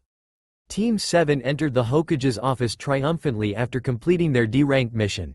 The genin team's Jonin instructor arrived nonchalantly with his eyes fully glued to the smutty orange book in his hand. Meanwhile, his three students entered the office with annoyed expressions. Naruto even had various scratch marks all over his face. The blonde carried a large brown cat in his right hand. The cat had a noticeable red ribbon placed atop its head to help identify it. The Hokage sat behind his desk with a smirk on his face, seeing the three genin return to his office with the mission's objective completed. Standing by the Hokage's side was a rather large and plump old lady. The woman was Team 7's client for this mission, Madame Shinji, the fire daimyo's wife. Good work Team 7, now please return the cat to its rightful owner, said the Hokage. Naruto nodded with a sadistic grin forming in his lips. The cat had been a pain in the ass to catch, and when it was caught it kept clawing off Naruto's face. He then threw the cat to the fire daimyo's wife. Madame Shinji was quick to catch her beloved pet, and upon their reunion she began to hug the life out of the poor old creature. The feline screeched and hissed in pain from the tight hug the old woman was giving her. The three genin watched the scene with varying reactions. Sasuke remained uncaring at the sight, but Sakura on the other hand was a bit sympathetic for the cat. No wonder it ran away, she thought to herself. Even Naruto felt a bit bad for the cat, but only just a bit. After all, the cat did try to claw his whole face off just before, and despite Naruto's amazing rate of healing, those scratches still did hurt. Madame Shinji then left the room with the cat cradled to her chest. With the woman now outside of the office, the Hokage turned to the genin team with a folder in his desk. Team 7, good work on that mission. Now I have a new D-rank mission for you, he said. Naruto grit his teeth out of irritation. Come on old man, enough with these D-rank missions. Give us something good, he said in a pleading tone. Kakashi's lone visible eye left his book and it turned to his blonde student. Naruto, we will take whatever the Hokage gives us, he calmly scolded. Hiruzen shook his head to stop the masked Jonin. No, it's all right, Kakashi let the boy speak. I'm intrigued to hear about what he may have to say, the Hokage replied. The masked ninja sighed and nodded in response. As you wish, Hokage-sama. Naruto's eyes lit up and his frown quickly turned to an excited smile. This was finally his chance to convince the Hokage to give them an exciting mission, instead of these boring old chores passed out as D-rank missions. He needed some action and some danger. With all due respect, old man, but we are good enough for a tougher mission. We even passed the bell test Kakashi-sensei gave us. That alone should be enough to show you that we're ready, he proudly declared. Hiruzen chuckled at Naruto's naive answer. That may prove that you're skilled, but I assure you three, Kakashi was going easy on you. Outside these walls you will face other ninjas, and I guarantee you that they won't take it easy on you like Kakashi did. They will be out for your blood. Are you ready for those sorts of dangers? He asked. Before Naruto could reply, Sasuke spoke up. I actually agree with Naruto on this one. Hokage-sama, we are ready for this. We wouldn't have signed up to become ninjas if we didn't know the dangers that went with it, he answered. Hiruzen nodded in understanding. He was proud seeing both Naruto and Sasuke stand up for what they believed in. His attention then turned to the nervous Kunoichi. What about you, Sakura? What are your thoughts about this? The Hokage questioned. The pinkette gulped as all eyes turned to her. In truth, she was scared of possibly doing such a dangerous mission so early into her shinobi career, but she didn't want to disappoint the two boys and answer with a no. I'm fine with this, Hokage-sama. I have faith in my abilities and in the abilities of my team. The Hokage closed his eyes and he pondered about the whole situation. After much thought he came to a decision. He opened his eyes and stared at the Jonin of the team. Kakashi, is your team ready? He asked. Kakashi closed his book and slowly returned it to his pocket. He then turned to face and study his three students for a second before turning back to the Hokage. I believe they're more than ready, Hokage-sama, he replied. Hiruzen smirked as he saw Kakashi's confidence in his students. Very well, in that case I have the perfect mission for you three. It's a C-rank escort mission to the Land of Waves, and in fact your client is actually just outside my office right now, he explained. Tazuna-san, you may come in, the Hokage yelled. The doors to the Hokage's office soon opened. All of Team 7 stared at the door to find their client. What they saw was a man, who appeared to be in the latter stage of his life. The man known as Tazuna had spiky gray hair and a gray beard. He wore a brown V-neck shirt and some brown pants. The man entered the room reeking of alcohol. Tazuna eyed the four ninjas standing in front of the Hokage. So this is my protection, they don't seem like much. Especially the short blonde one, he said in a dismissive tone. A tick mark quickly appeared on Naruto's forehead. He had only just met the man and he already didn't like him. Hey, shut it, you alcoholic old fart, he yelled in reply. Tazuna scowled at Naruto's response, but before things could elevate further, Kakashi quickly stepped in and played as the peacemaker. I assure you, Tazuna-san, you're in safe hands with us. My students and I will do our best to make sure you reach your destination safely. The bridge builders nodded in understanding. Very well then, in that case meet me by the Konoha's gates tomorrow at noon, he said. Kakashi gave the man a classic eye smile. Of course, Tazuna-san, we'll be there, he replied. Good, Tazuna replied before quickly leaving the room. Kakashi then turned to the Hokage's desk and grabbed the folder containing the mission's files and objectives. You three are dismissed for today. I suggest you pack your bags since this'll probably be a long trip, he advised to his genin. The next day, Tazuna stood by the Konoha's gates with the three genin just beside him. The only one missing was Kakashi. Technically it wasn't even noon yet, but it was close to it, so at the moment Kakashi wasn't late. But still there was no sign of him, and with the three genin's previous experiences with the masked nin, they were willing to bet that he was probably going to be late for a while. But as soon as the clock struck noon, a puff of smoke suddenly appeared, and within the cloud of smoke was none other than Kakashi. The three genin stared at their sensei with widened eyes. You're actually here on time, they all said simultaneously. Kakashi's sweat dropped seeing the disbelief in his students' faces. Come on now, I'm not that bad, and besides this is an actual mission for us. I'm actually on time for vital missions and important meetings, he explained. But there was no reply from the three. Instead they continued to gawk at Kakashi and whisper among each other. The Jonin knew that they were in deep shock despite his explanation. With a sigh of defeat, Kakashi instead focused onto the road ahead. Well, if you guys won't believe me then that's up to you, but we have a mission to begin. A few days later, Team 7 were now on the third day of their journey to the Land of Waves. Throughout this journey Tazuna remained eerily silent and Kakashi was beginning to feel suspicious about the old bridge builder. For some reason the old man seemed nervous and fidgety about things, and Kakashi was quick to notice these. But for now Kakashi decided to remain silent and keep it to himself. They still had approximately 4 days before they reached their destination and the Jonin didn't want any unnecessary drama to ensue due to his suspicions. "Kakashi-sensei," a high-pitched voice called out. The masked Jonin was brought out of his reverie as he noticed the curious look on Sakura's face. "Yes? What is it, Sakura? I was just wondering something, sensei. Since Tazuna-san is from the land of waves, do they also have ninjas from that country?" Kakashi shook his head. "No, not in that country, but most other countries do have their own ninja corps. The cultures and customs among the nations may differ, but hidden villages do exist and each of the hidden village houses a large ninja populace. In fact there are only really 5 hidden villages and each of them are led by their own kage. Since we are from Konoha we have our Hokage, Suna has their case kage, Kiri has a Mizukage, Kumo has a Reikage and finally Iwa has a Tsuchikage. A kage's role is to lead their village, and to be a kage you must first of all be a powerful ninja. The kages are the best of the best each village has to offer," he explained. Sakura looked at Kakashi in surprise. Surely that old geezer isn't that incredible. All of this sounds fishy, she silently thought to herself. Naruto on the other hand grinned upon hearing the Jonin's explanation. "I can't till I take over for the old man," he said to himself. "You guys are doubting the Hokage, aren't you?" Kakashi asked. The 3 genin were caught by surprise.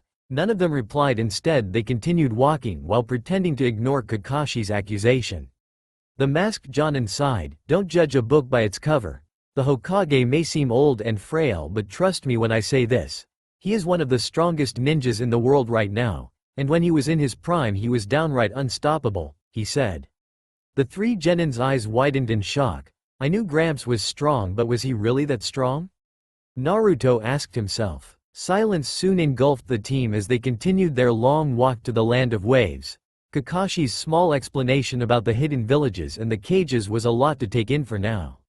But as the team continued on the road they were on, Naruto began to see a peculiar aura coming from the puddle further down the road.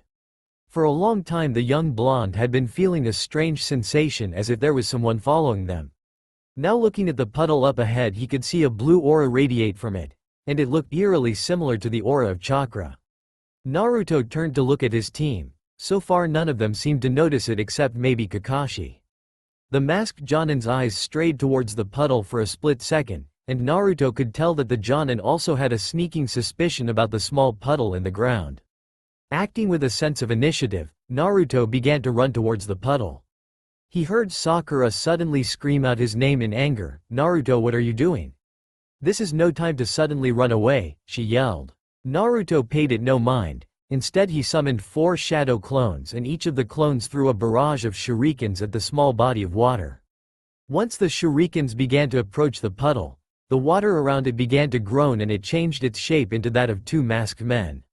The 2 mysterious men suddenly leapt up to dodge the projectiles heading their way. Naruto watched the 2 jump away, but their movements seemed to slow down to him for some strange reason.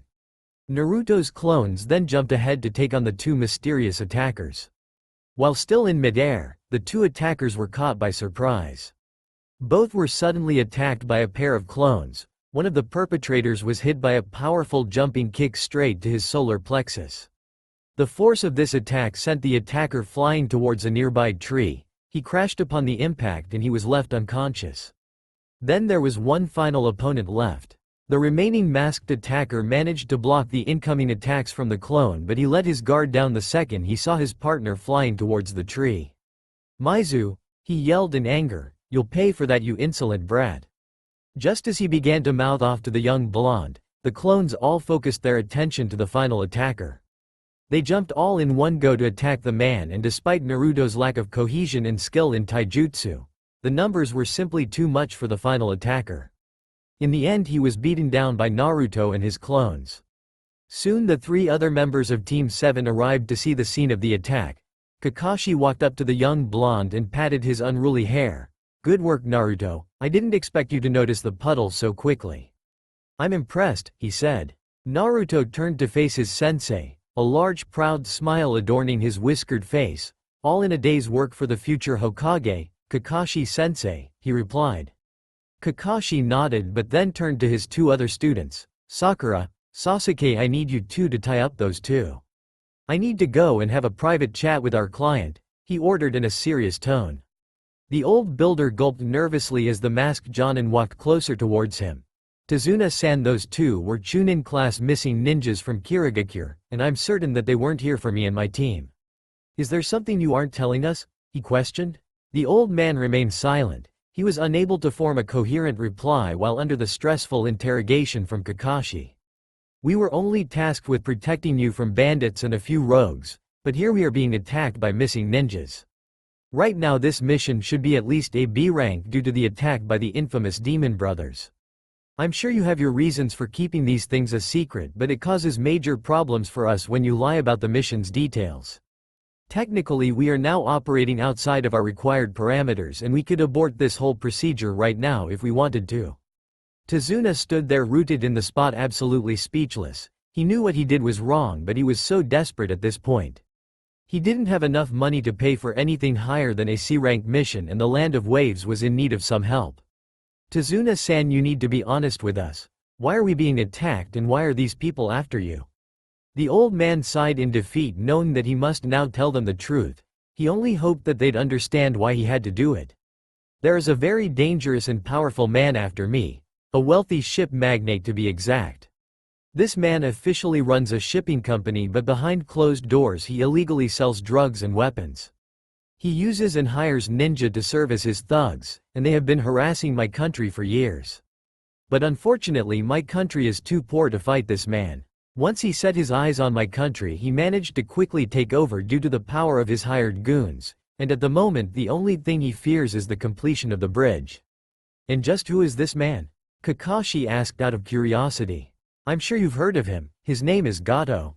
Kakashi's eyes widened in shock. Gato, I may have been incorrect with my previous statement. If Gato is involved in this, then this mission may not even be a B rank, this could be an A- rank or even an S rank mission, he said. This mission could be too dangerous for my genin. You deliberately lied about the objectives and the dangers of this mission. I could understand if it was a B rank, but this is too much at this point. A genin team is not enough for this. You should have been honest from the start, Tazuna-san. Your lies could put me and my students in harm's way, and we may have to abort this mission. We are not aborting this mission, a voice suddenly yelled out. The two turned to find Naruto standing there. Despite his eyes being concealed by his strange sunglasses, the two could see that the young man was absolutely livid. Naruto, I am still the Jonin here. The final decision is up to me, Kakashi pointed out. Naruto nodded in understanding, but that didn't mean he was giving up.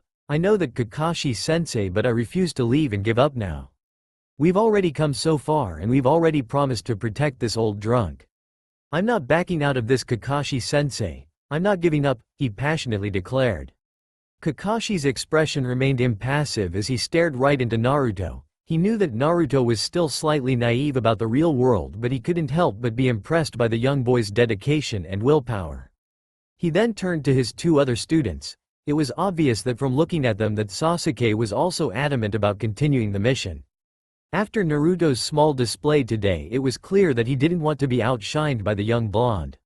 Sakura, on the other hand, didn't seem as confident as the other two boys, but she was willing to stick it out nonetheless. There's really no changing your mind, is there, Naruto? Kakashi asked. The corners of Naruto's lips twitched to form a small fox-like grin. No way in hell I'm changing my mind, he replied. The copy nin nodded in understanding. Very well then, Tazuna-san. It seems to be your lucky day. We'll continue the mission, but from now on you'll have to be honest with us, he said. Tazuna breathed out a sigh of relief. Oh, thank you so much. You have no idea how much this means to me and my village, he exclaimed. 1 hour later, Team 7 camped out for the night to rest and recuperate from their run-in with the infamous Demon Brothers. Said pair was tied up to a tree with both unable to move or escape from their captured location. After a few minutes, the two soon woke up from their state of unconsciousness. Well, it's good to see that you two are awake, Kakashi remarked in a casual tone. Gozu shook his head and he slowly began to realize where they were. Damn it, we were beaten, and by a kid no less, he said. How the hell did you guys find us anyway? We thought we hid ourselves pretty well, asked Maizu. Ask him, Kakashi replied while pointing at his blonde student. Naruto heard the conversation between the three and he slowly made his way to Kakashi's side. The young blonde casually shrugged in reply. I don't know, I just felt a weird aura coming from the puddle so I attacked it, he answered. Kakashi was impressed by his answer. Also Naruto may be a sensory type. That could be useful one day, he thought to himself. Neither Naruto nor Kakashi could see their reaction by the two demon brothers considering how their faces were concealed by masks. But from their body language both could tell that their pride seemed to have taken a major hit. So what's going to happen to us now? Well, I already had a letter sent to Konoha and there is a small Anbu team heading here now to collect you too. So you'll probably end up in jail. The two brothers slowly turned to face each other. Well shit, they muttered simultaneously. A few days later, Team 7 were now riding a small boat through a foggy lake. At the moment this was the only possible route to head over to the land of waves. We should be able to see the bridge soon. The wave country is at the base of the bridge, announced the boat driver. After a while the bridge began to surface from the clouds of fog covering the whole land. All of Team 7 admired the large bridge in awe. After a while the group managed to dock by the land. The boat driver wished them good luck for the rest of their journey, but for now this was as far as he could go, and so the group continued the rest of their trip on foot. As the group walked through the dirt road, Kakashi suddenly heard a whizzing sound getting louder and louder. The Jonin's eyes widened in surprise. Get down, he ordered. Quickly all of Team 7 and Tazuna jumped to the ground as a massive cleaver sword flew right over them. The sword soon stopped as it collided with a large tree. As soon as the ninjas and Tazuna stood from the ground they found a strange man standing on the hilt of the sword lodged to the tree. Kakashi scowled underneath his mask as he studied the man. There was no mistaking it. This man was a member of the 7 Swordsmen of the Mist, and a powerful opponent to boot. No wonder the demon brothers were defeated. They went up against the great copy nin, Kakashi Hatake. Kakashi's eyes hardened as he glared at the attacker. I never imagined I'd see someone as yourself for a mission like this, Zabuza Momochi, he replied. The man known as Zabuza was a tall, muscular and pale man. He wore bandages over the bottom half of his face, similar to the way Kakashi wore a mask to conceal the lower half of his own face. He wore navy blue pants, but he also had no shirt on. The three genin stood there speechless. Who the hell is this guy? Naruto asked. Sasuke and Sakura both shrugged. Neither of them knew exactly who this new attacker was, but by the way Kakashi was addressing the man and by the way he looked they could already tell that he was a dangerous adversary. Kakashi sighed remembering that he also had genin along with him. He turned back to face his 3 students. You 3 stand back and leave him to me. This guy is in a whole other level, he said.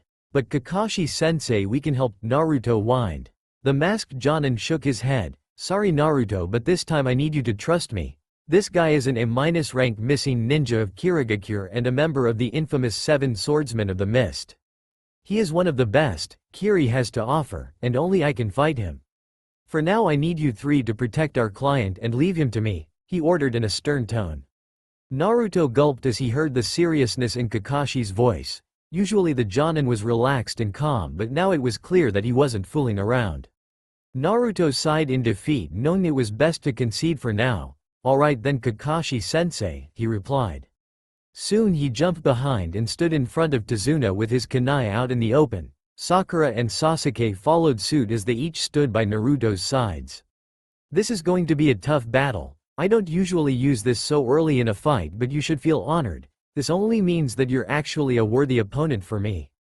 Kakashi then slowly reached for his Hite 8, he lifted it to reveal his hidden eye. The 3 genin stared with widened eyes as they saw the Sharingan in Kakashi's eye. What? How does he have the Sharingan? He's not even an Uchiha?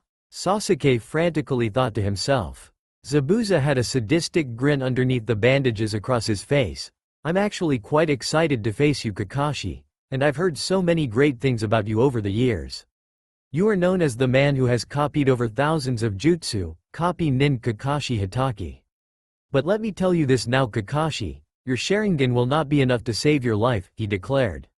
What the hell? First the old Hokage and now our lazy sensei, There's no way those two are that strong, Sakura thought to herself in disbelief. Naruto's jaw dropped at Zabuza's description of their sensei. Holy crap, sensei. You're the man, he yelled out of excitement. Maybe having Kakashi as his sensei wasn't all that bad if he could teach him a few hundred jutsus from his arsenal of over 1,000. I have to kill the old man soon, Kakashi, but before I get to him I have to get through you first. Now enough talk, he exclaimed. Zabuza then formed a single-hand seal, Kirigakure no Jutsu, he yelled. A thick mist soon began to appear and engulf the landscape. Zabuza chuckled knowing that he was left unseen by everyone. He also began to unleash a powerful killer intent to intimidate his opponents. I have 8 choices here: kidneys, heart, neck, vein, brain, liver, lungs, spine or the clavicle vein. Now which one should I go after? Sasuke stood there trembling in his boots. The amount of killer intent Zabuza was displaying was enough to scare him into submission. Kakashi turned back and noticed Sasuke's worry. Don't worry, Sasuke. I won't let him get to you guys. Just leave this to me, he reassured, causing Sasuke to nod, albeit reluctantly. Naruto on the other hand remained calm, despite the fog surrounding him limiting his vision. It was annoying how he could have spotted the puddle in the ground's chakra, but yet he couldn't see past mist. He guessed that he had to note these stuff down. At least he was learning more and more about his new dojutsu, and hopefully sooner or later he begins to learn new skills with it. Zabuza's dark chuckle soon erupted through the thick mist. What a touching sight, Kakashi. Too bad that your students are already dead, he said, and within a second of finishing that statement Zabuza appeared just behind all 3 of the genin and in front of the old bridge builder. His large cleaver sword held up to his shoulder, ready to cut the 3 genin in half. But before he could deliver the finishing blow, Kakashi instantaneously behind him and plunged a kunai straight to his back. Zabuza grimaced in pain, but soon the grimace turned into a chuckle as the body dissolved into water. Kakashi-sensei behind you, Naruto yelled. The copy nin was left surprised as he saw that Zabuza was now behind him, about to attack with his sword once more. The sword swiped through Kakashi's body, causing Sakura to scream in panic. But instead of blood splashing out, the body too dissolved in water. Zabuza's eyes widened in surprise. So he copied my Mizu Bunshin no Jutsu, impressive Kakashi, he muttered to himself. The Kiri missing nin then felt a kunai right to his throat. Through the corner of his eye he could see Kakashi standing there holding the kunai. Don't move, Zabuza. Naruto's excitement was through the roof just watching that display, but for some reason instead of conceding defeat Zabuza just began to laugh, and this simply unnerved the 3 genin. You just don't get it, Kakashi. These monkey-like imitations won't work on me. This fight is far from over, but I must commend you, that was quite good, he said as a sinister grin appeared, but it wasn't good enough. Zabuza once more turned and dissolved into a body of water. Meanwhile the real Zabuza appeared just behind Kakashi, this time holding a kunai to Kakashi's throat. But instead of stabbing Kakashi with the kunai, Zabuza instead kicked him from behind, causing him to fall into the nearby lake. Kakashi quickly tried to recover, but it was too late. Zabuza appeared just behind him and he began to weave through seals. Suiro no Jutsu, he yelled. Kakashi was then placed inside a sphere of water. There was air whatsoever inside. He had to find a way out soon, because if not then he was going to die from lack of oxygen. Zabuza merely chuckled upon seeing this. You put up quite a fight, Kakashi, but like I said earlier, you and your Sharingan can't stand a chance against me. Now you're in my water prison and there is no escape for you. Now stay there and watch as I kill your students and your client, he said. Zabuza faced the 4 and he laughed manically as he saw the scared faces of the 4. I'm going to enjoy killing you 4. I was initially planning on using this move on Kakashi, but seeing as how he's already been dealt with, I guess it could work on you 4, he said. He then quickly weaved through another set of hand seals. The genin and Tazuna remained rooted the ground, unable to move due to the intense killer intent Zabuza was releasing. Kakashi couldn't necessarily speak while submerged underneath the water, but he was using his hands to tell them to flee and run away while they still can. Naruto breathed slowly in order to calm himself down. Sorry sensei, but I'm not leaving. Like you said, those who break the rules are scum, but those who leave their friends behind are worse than scum. You taught me this, Kakashi sensei, and I will not run away, he declared. Zabuza nodded. He was impressed by the kid. You show guts, kid, but your life ends here. Sweden. Daibakufu no Jutsu. The water from the lake rose up several dozen meters into the sky. Tazuna, Sasuke and Sakura all watched in fear and awe. To them it was clear that their lives were over. Nothing could stop this attack, that much was clear, and with Kakashi imprisoned in water they stood no chance against Zabuza. Naruto, however, continued to stand tall while in the face of danger. He remained confident despite the sheer size and potential damage the jutsu. Once the water reached its peak into the air, it rapidly began to descend onto the floor. The large body of water resembled a raging waterfall, and the attack was inching closer and closer, ready to strike and absolutely crush its targets. Naruto focused and gathered all the chakra he could muster. Blue and red chakra began to swirl around his body.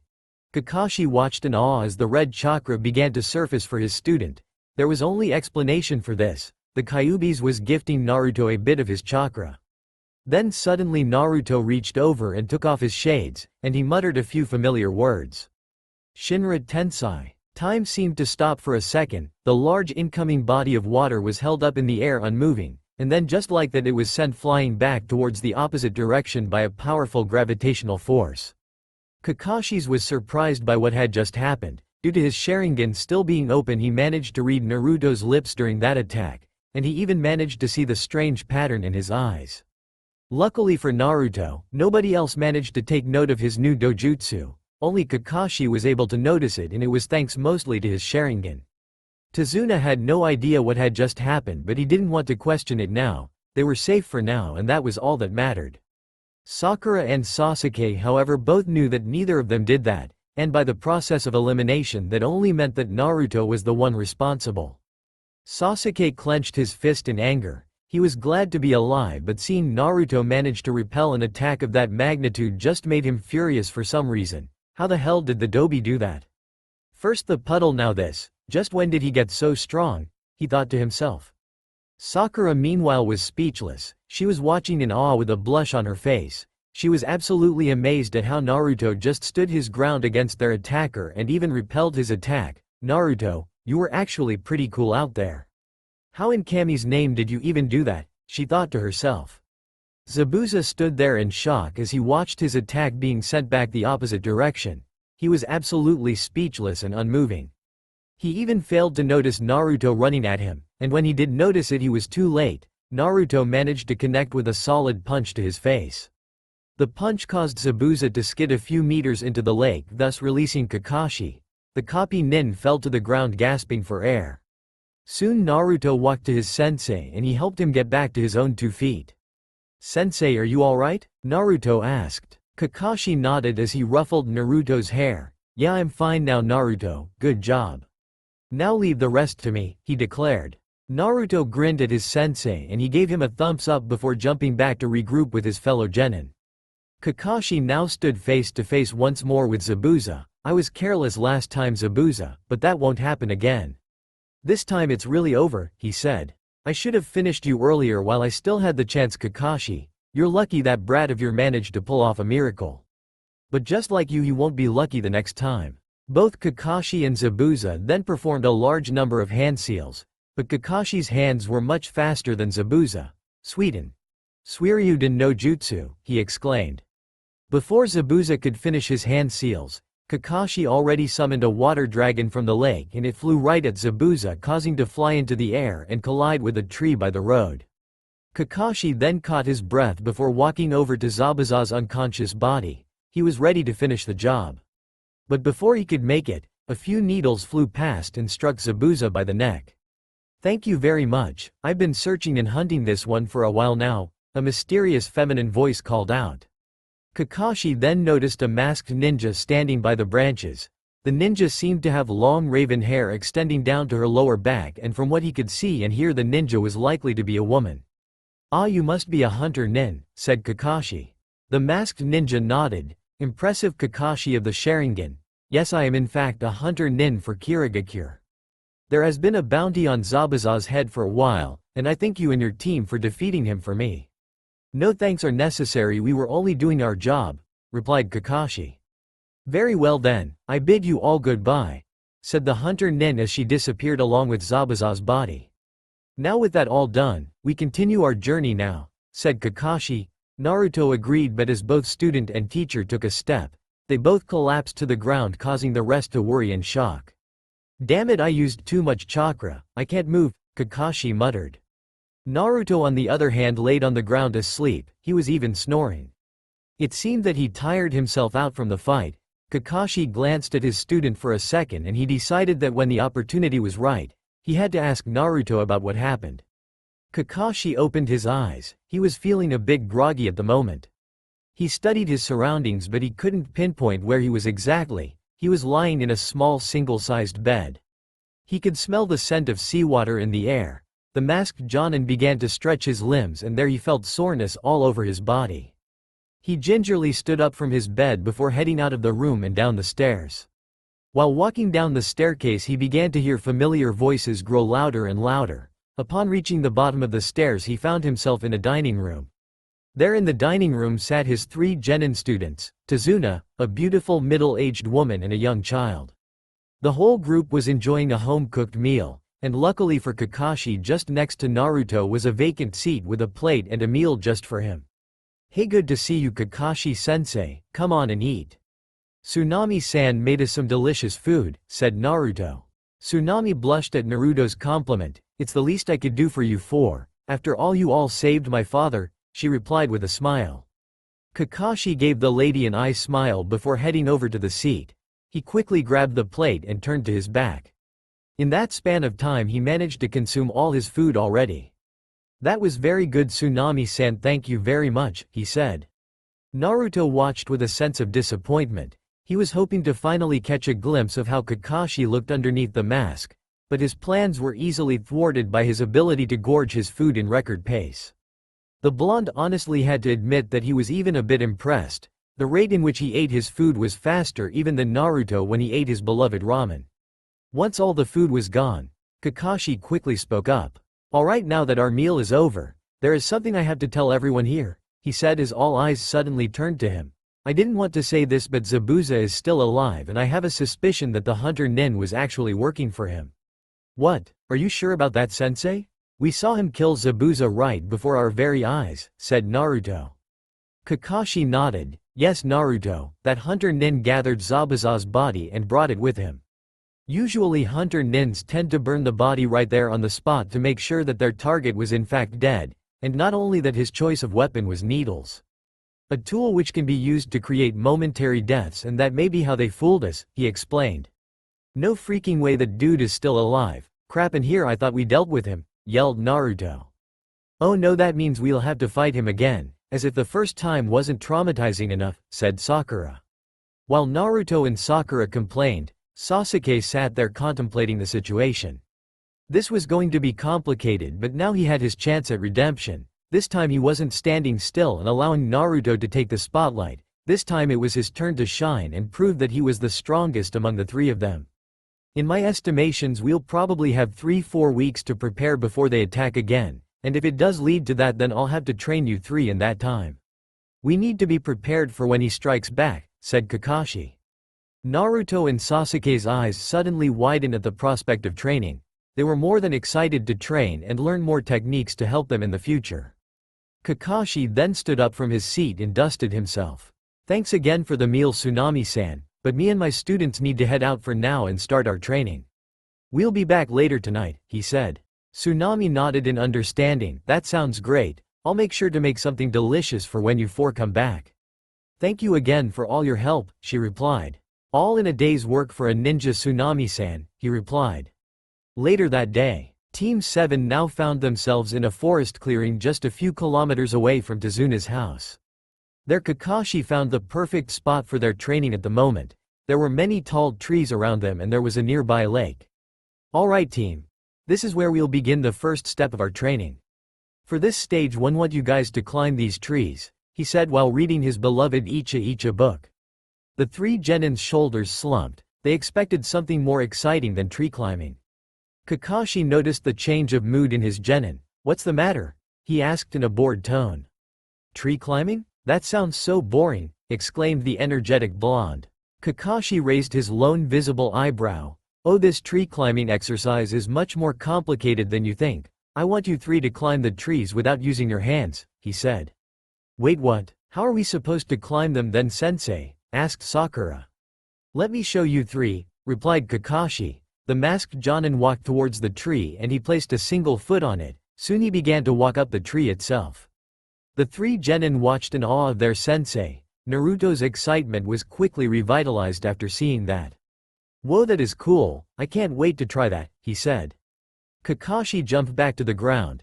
Hold your horses, Naruto, it takes a lot of chakra control to do this. Be prepared to fall as you walk on the tree, he said. Naruto nodded and soon the three genin all lined up at one tree each. As soon as Kakashi gave them the signal, they all tried to climb the tree. Kakashi watched his three genin and his lone eye widened as he watched Naruto and Sakura quickly reach the top. Hell, Naruto was running on the tree already. Well, I'll be damned, he muttered to himself. Sasuke on the other hand couldn't do it yet. He looked up in shock as he found his two other teammates standing on the top of the tree with triumphant grins on their faces. The Uchiha scowled and clenched his fist in anger before trying to run up the tree as well. Unfortunately for him, though, it was to no avail. How the fuck did those two get there already? Why can't I do this? He thought to himself. Kakashi placed his book back into the vest pocket. He then began to applaud his two students before asking them to head back down. As soon as they returned to the ground, the masked Jonin ruffled the hair of his blonde genin. I'm impressed with you too. I kind of expected this from Sakura, but you are a delightful surprise, Naruto, he said. Me? Why me? Sakura asked curiously. Well, you see, Sakura, the chakra given to boy and girls start off very differently. Boys are usually blessed with larger chakra storages, but their control is naturally worse. Girls on the other hand have lower chakra storages, but their control is usually much more refined. With that said, I expected you to complete this test quickly, but Naruto on the other hand has the highest chakra storage among you three, and yet he managed to complete this task. I'm genuinely pleasantly surprised by this. Naruto smiled brightly. He obviously felt proud of this particular achievement.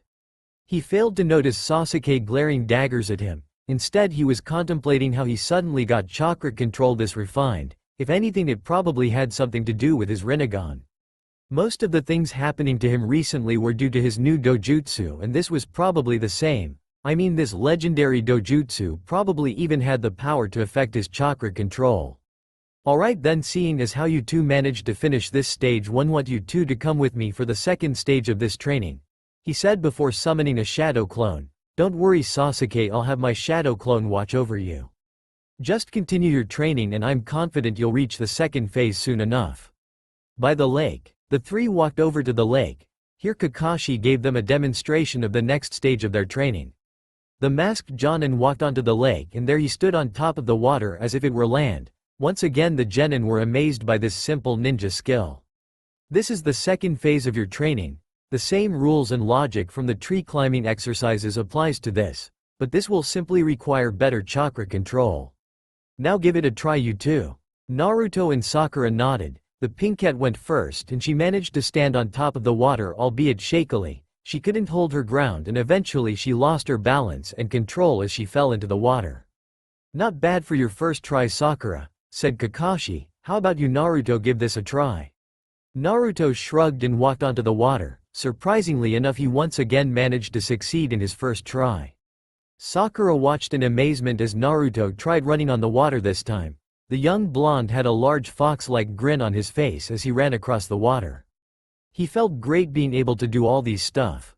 Kakashi watched intently and he decided he had to confront Naruto about this. He was also having suspicions about the young boy. First there was that moment he managed to repel Zabuza's attack, and then there's this. The masked Jonin expected Naruto to struggle the most when it came to these chakra control exercises due to him having the most chakra out of the whole team. The boy had more chakra than even Kakashi himself. But seeing him here with perfect control running on top of the trees and across the water, he knew something was up and he needed to know what it was. Very impressive, Naruto. I guess you can advance past the chakra control phase. I'll have to teach you something else, he said before once again summoning yet another shadow clone. Sakura, I'll leave you with this shadow clone while I personally train Naruto myself. The pinkette nodded her head in understanding. Hi Kakashi-sensei, she replied. With Naruto. The young blonde followed his sensei back into the forest, but in an area far away from the forest clearing where Sasuke was training. Kakashi was awfully silent throughout the walk. Naruto had an odd feeling about this. Soon a few more minutes pass and Kakashi stopped in his tracks. Naruto did the same and the masked Jonin quickly turned to face him with a serious expression. The young blonde knew that his sensei was getting serious whenever the Icha Icha books were finally out of sight. Naruto, I know you're hiding something from me, and as your Jonin sensei I believe I ought to know what it is. An ordinary genin shouldn't be able to repel Zabuza's attack as you did, and someone of your incredible chakra reserves shouldn't have this much control so early on in his ninja career. Spill it, Naruto, he said. The genin gulped, trying to think of any excuse he could give, but alas, none seemed adequate enough. After much thought he decided to just give in to his sensei's demands. He knew he could trust Kakashi with this information, and it was probably for the best that his sensei knew the powers he held in his eyes. Slowly Naruto began to take off the shades covering his eyes. Kakashi's lone eye widened in shock as he stared into the strange patterns in his student's eyes. He lifted his Hite-8 and he used his Sharingan to examine if they were fake or not. After all, Naruto did have a talent for pranking. But despite all his searching, there were no indications that this was an elaborate prank. He then covered his eye once more with his Hite-8. He stood there for a few minutes gawking at his student's eyes, and he never thought he'd ever see this dojutsu. Is that what I think it is, Naruto? Is that the Rinnegan? He asked in awe. Naruto nodded his head. Hi sensei, but you must promise not to tell anyone else. The Hokage and that old perv Jiraiya made me vow to keep this to myself. They said I would be in danger if word got out, he explained. Kakashi nodded. They're right, Naruto. Don't worry though, you have my word as your sensei, this will stay between us. I still can't believe my own student is given this gift. So this is how you managed to hold your own against Zabuza, he exclaimed in astonishment. Yeah, I still don't know how I do it, but when I'm in danger these strange words just come out of my mouth and I manage to use the power of my Rinnegan. I'm still trying to figure out how it works though. Naruto, this is perfect. When I was trapped by Zabuza I still had my Sharingan turned on, and at that moment I managed to read your lips. If I'm not mistaken, you uttered the term Shinra Tensei when you repelled his attack. Naruto's eyes widened. The word did sound familiar. Maybe this was it. Kakashi saw the expression on his student's face and he knew he may have found the needle in the haystack. If you want, Naruto, while Sasuke and Sakura train in their chakra control exercises, maybe I can help you with your dojutsu training. The Sharingan obviously differs from the Rinnegan, but maybe some factors may apply, and maybe I can help you uncover a bit of the Rinnegan's secrets. Really, sensei? Naruto asked excitedly. Kakashi chuckled and ruffled Naruto's spiky blonde hair. He knew that the boy was excited to learn, and he was also interested to teach his student in the usage of dojutsu. He honestly never saw himself doing this with Naruto. He obviously expected this from Sasuke, seeing as how the boy was an Uchiha and he was naturally gifted with the Sharingan. Naruto on the other hand somehow managed to gain the Rinnegan. Kakashi had the suspicion that maybe this dojutsu wasn't hereditary and only a chosen few were given this. After all, neither Kushina nor Minato had this. Don't worry, Naruto, I'll help you out. For now we'll work on that Shinra Tensei attack and we'll try and learn how to use it in a more consistent basis, especially during battle, he said. A few days later. Days have passed and the three genin were given a day off to do whatever they wanted. They had been working hard in their training and Kakashi saw it fit to reward them with a day off to rest and recuperate before they jumped back into the training the following day. From the three genin, Sasuke chose not to participate in this day off.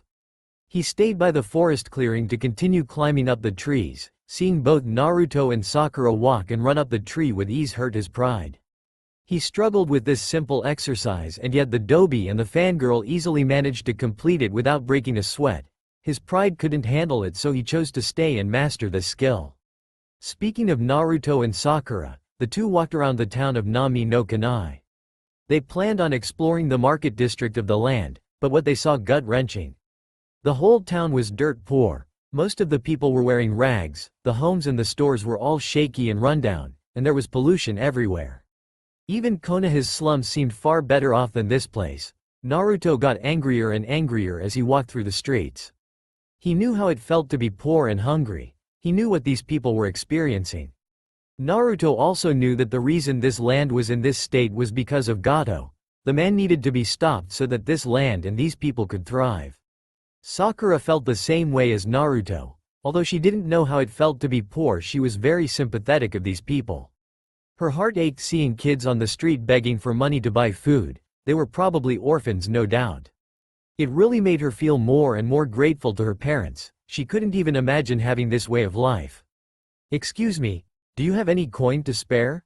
asked a small orphan child in rags. Naruto saw the kid and he immediately saw a younger version of him. Growing up, there were moments where he had to beg for money to buy food, but of course it was rare for anyone to give him money. He really struggled earlier on, and it wasn't until he found Ichiraku's that he finally found a shop that gave him reasonable prices for food. The young blonde immediately reached for his pocket and handed the child a large chunk of his money. Sakura looked surprised by Naruto's kind gesture and by the amount of money he gave so eagerly. She now felt like she had to do the same. She reached down her bag and handed the young boy an adequate amount of coins. The young child's eyes widened in shock and a large smile broke out in the boy's face. "Thank you guys so much," he said before running off into the food stalls in the market district. Naruto and Sakura then continued walking through the town in silence, until Naruto decided to break the silence between the two. "I'm going to stop Gato, Sakura-chan. I will not allow him to continue harassing these good people. Nothing will stop me," he said.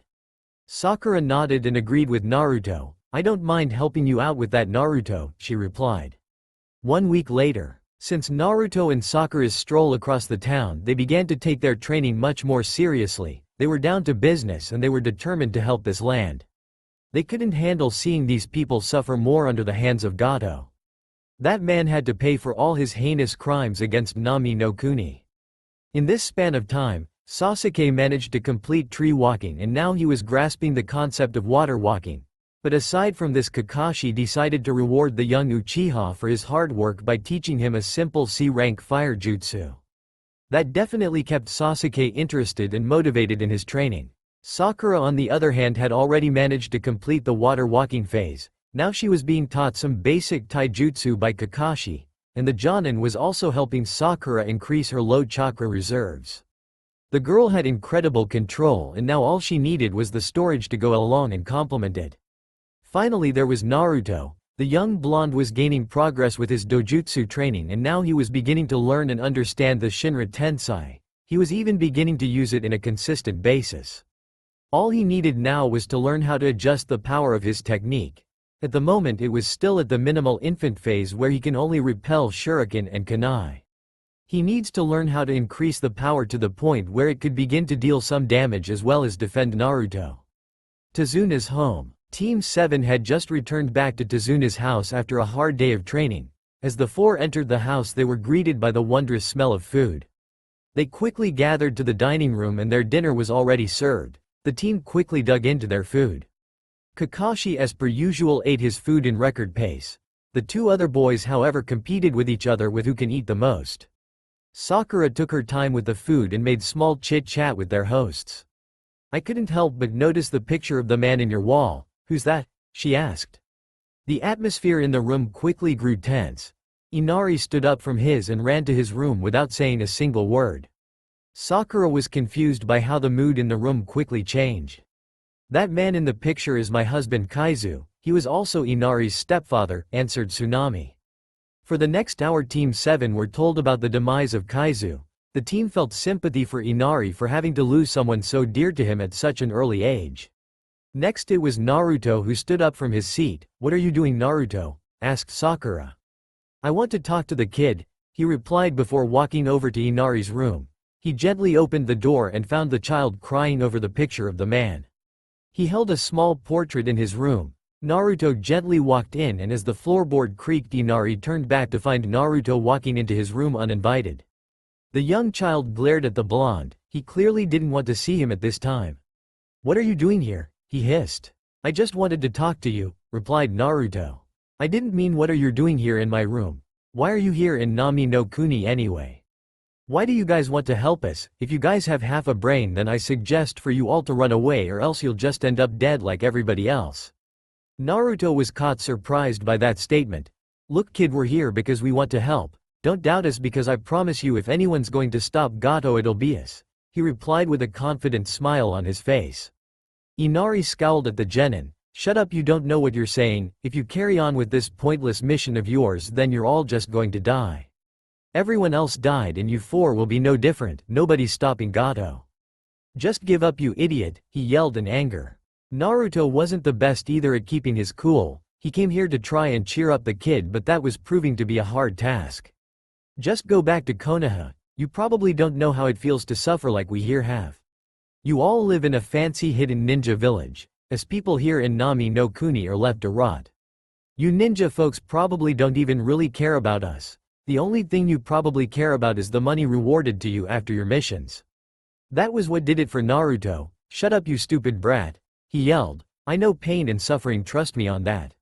Spot being a spoiled little shit. We're here to help you and yet you're the one complaining. We are risking our lives to help you. I'm sure Kaizo would be disappointed at you right now.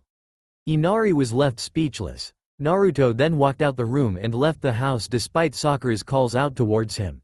Before Sakura and Sasuke could run towards Naruto, Kakashi stopped them. The masked Jonin turned to look at Tsunami and Tazuna. Despite the mask, it was clear he had an apologetic look on his face. I'm sorry about all that. I don't necessarily condone what Naruto did, but could you please excuse him? He's had a hard life. Tsunami nodded. Don't worry, Kakashi-san. Inari-kun needed to hear that. I just hope Naruto-san is alright, she said. Don't worry, Naruto can take care of himself. My student will be fine, I guarantee it, Kakashi replied with a cheeky eye smile. The next day, Naruto woke up feeling cold from the current weather and sticky from the dried up sweat. He checked his surroundings and there he found himself laying somewhere in the middle of the forest. You know you can catch a cold sleeping at a place like this. The young genin was broken from his thoughts. He looked around and there he found a young girl leaning at a tree. He couldn't help but blush at the beauty of the girl. Hi, my name is Naruto. Who are you? Naruto stuttered nervously. The young girl chuckled. My name is Haku, and it's nice to meet you, Naruto. If you don't mind me asking, what are you doing here? She asked. Oh, I'm training, he replied eagerly.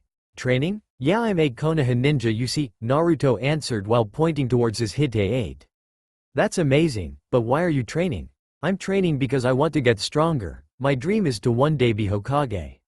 That and because I have something to prove to someone. Haku raised a single eyebrow. Something to prove to someone or yourself? She asked, causing the young blonde to look at her in confusion. Tell me something, Naruto. Do you have someone special to you? Naruto began to blush profusely. What is she trying to say? He asked himself.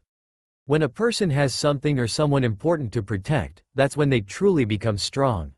Yeah, I guess I understand, Naruto replied with a small smile adorning his face. Haku nodded before walking away. You will become strong, Naruto Uzumaki. Let's meet again somewhere one day, she said. Sure, no problem, it was nice meeting you, Haku, he said. After watching Haku walk away, Naruto decided to return back to Tazuna's house as well. It took Naruto roughly an hour to find his way back, but as he returned to the home he was surprised to find Inari sitting by the house's entrance waiting for him. Oh, you're finally back. Look, I just wanted to apologize after yesterday. The pervy masked guy had a talk with me, as did my mom, and I guess my emotions were in the way at that time. I'm really sorry for what I said, but you were right. I need to stop being a baby, he said. Naruto was taken aback by that. He quickly recovered and ruffled the young boy's hair. No problem, Inari, all is forgiven, and don't worry too much, we'll take care of Gato soon, I promise you that, and when I make a promise I never break them. Nothing will stop me from freeing Nami no Kuni, he said with a steely-eyed conviction. Inari smiled in awe. Thanks, Naruto-Nisan, he said. After that small talk the two entered the house to find everyone eating breakfast. Kakashi turned to look at his student and smile. Looks like you two managed to patch things up, that's good. Naruto, I suggest you prepare and rest today, we're moving out tomorrow, said the Jonin. Naruto gave the copy nin a salute. Hi sensei, I can't wait to kick some ass. That's all for now. If you enjoy this video, then please like, share and do comments.